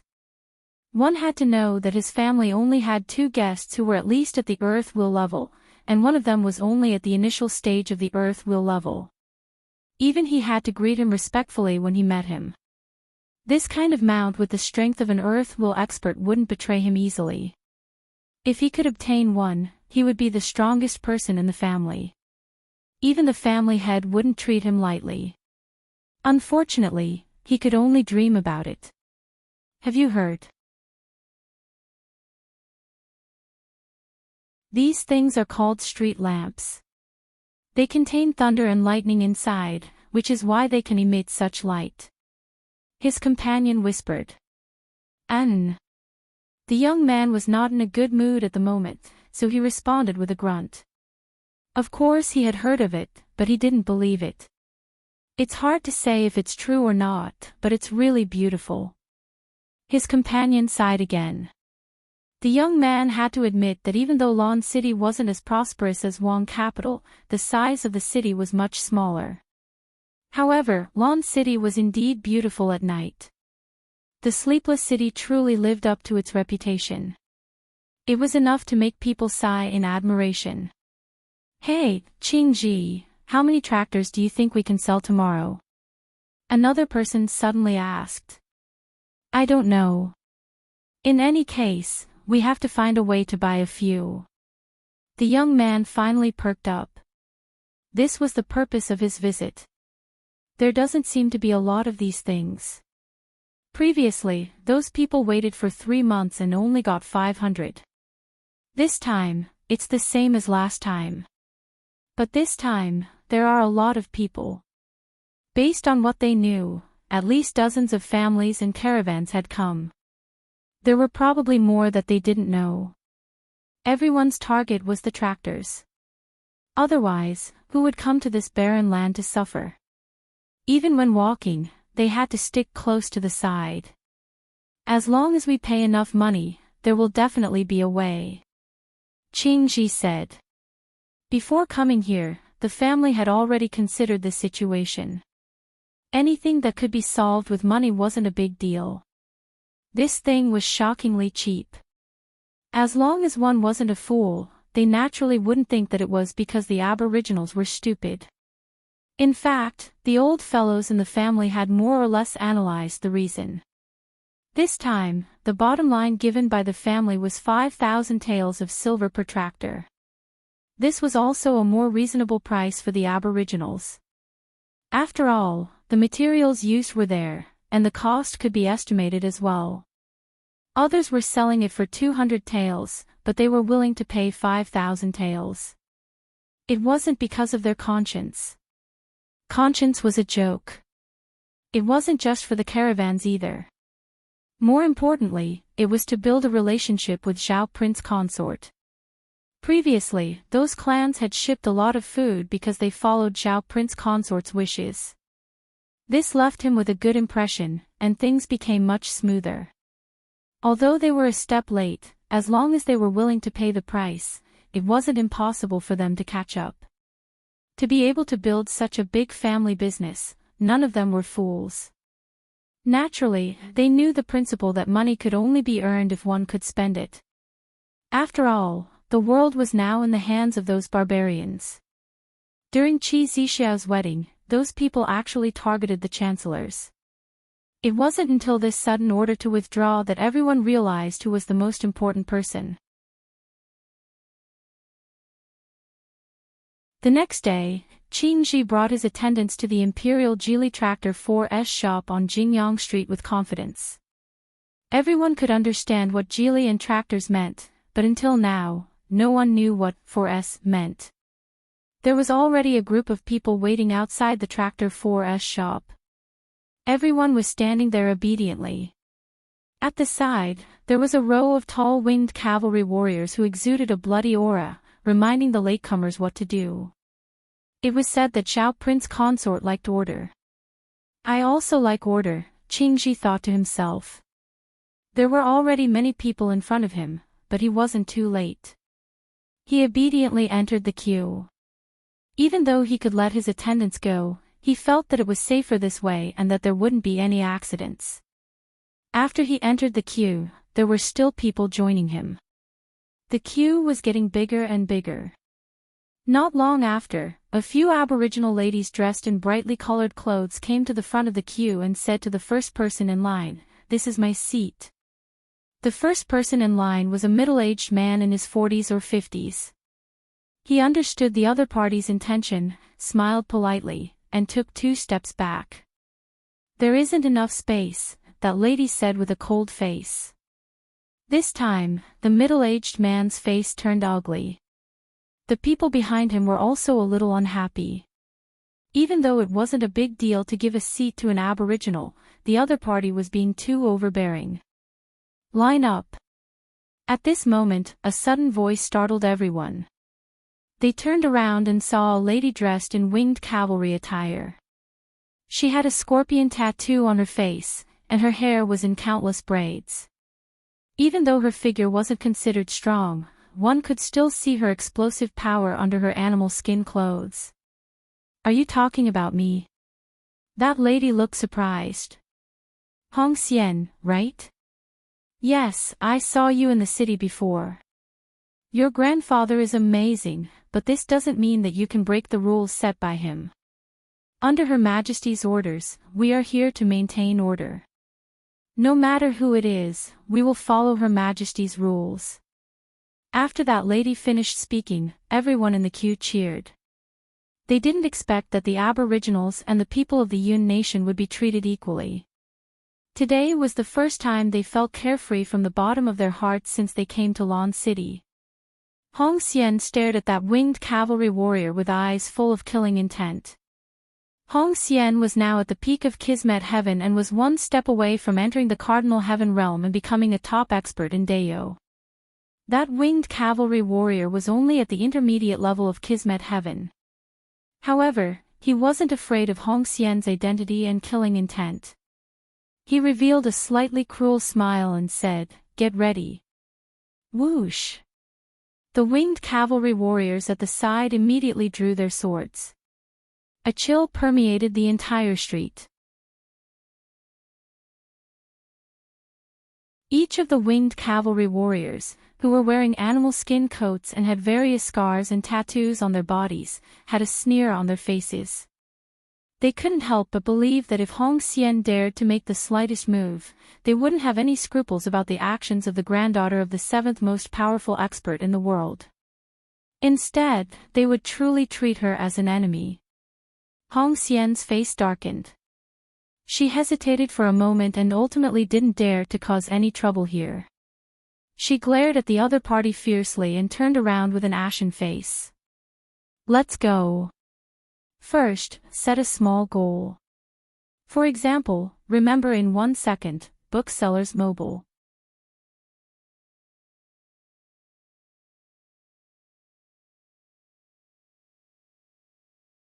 Chapter 991. "Well, I got it."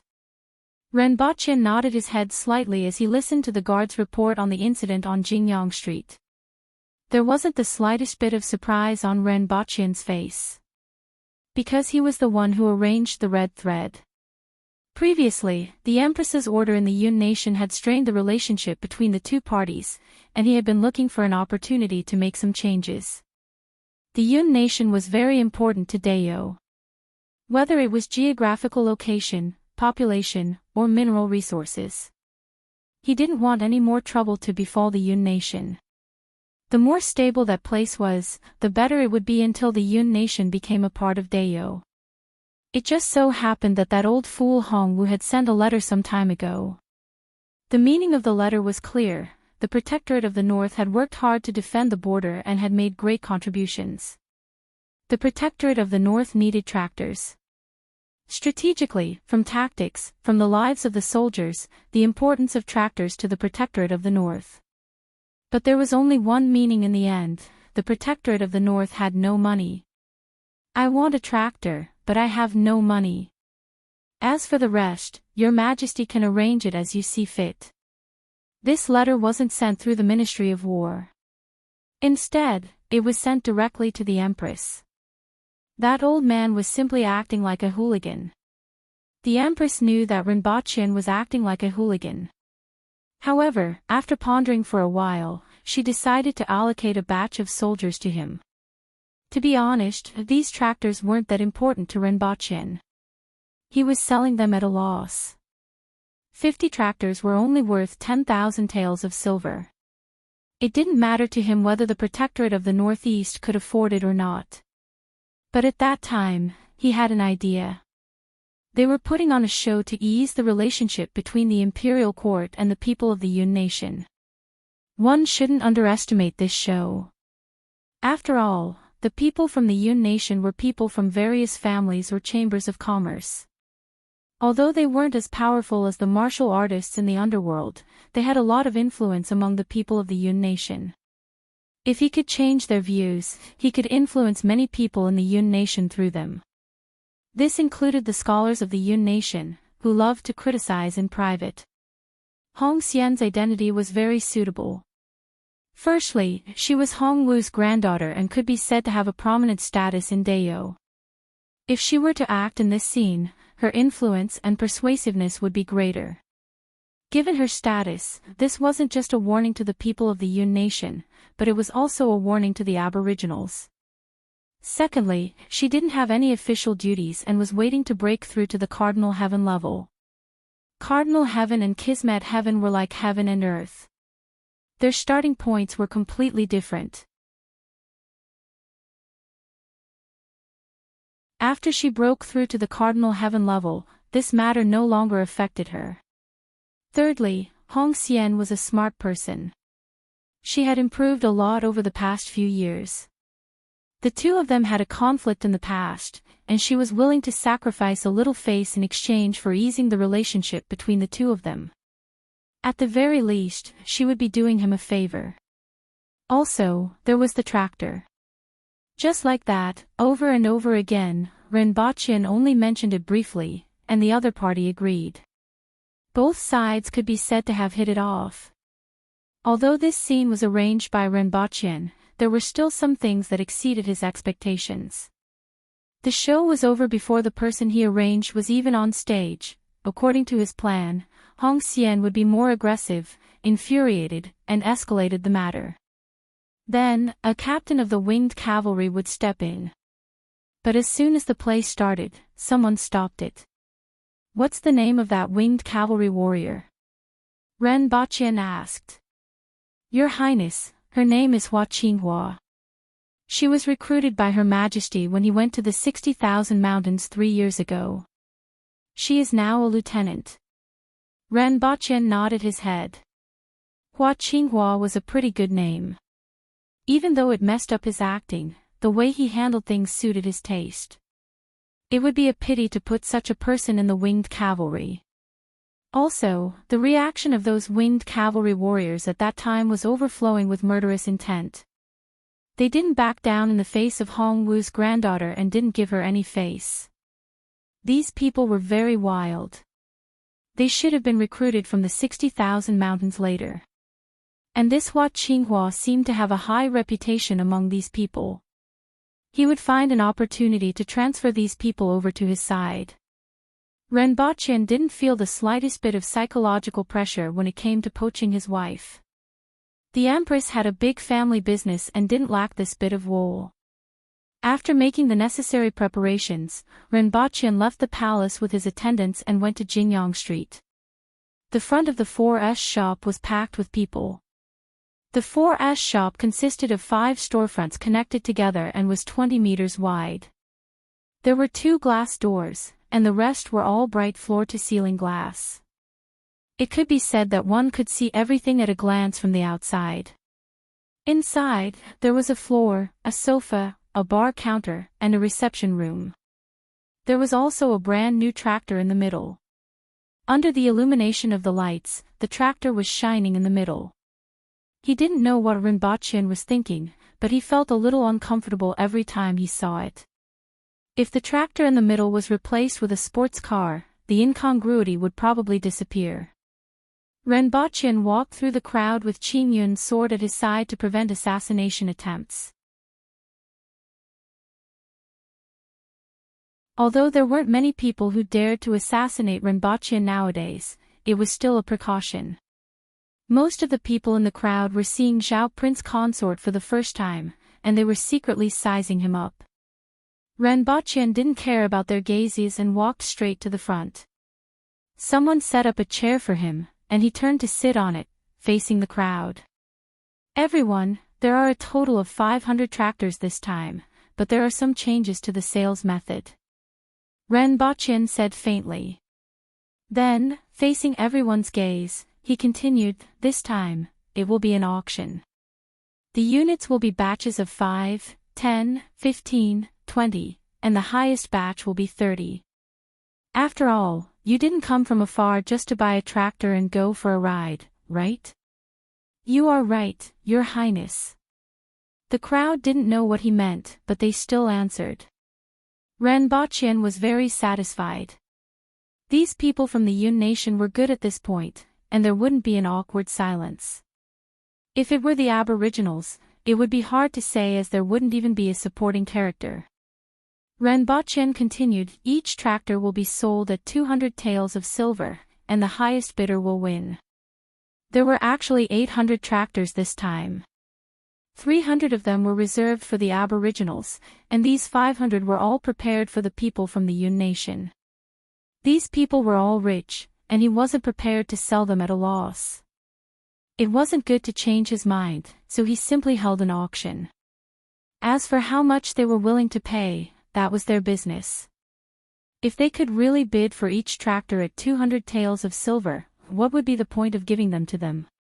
Of course, this was impossible.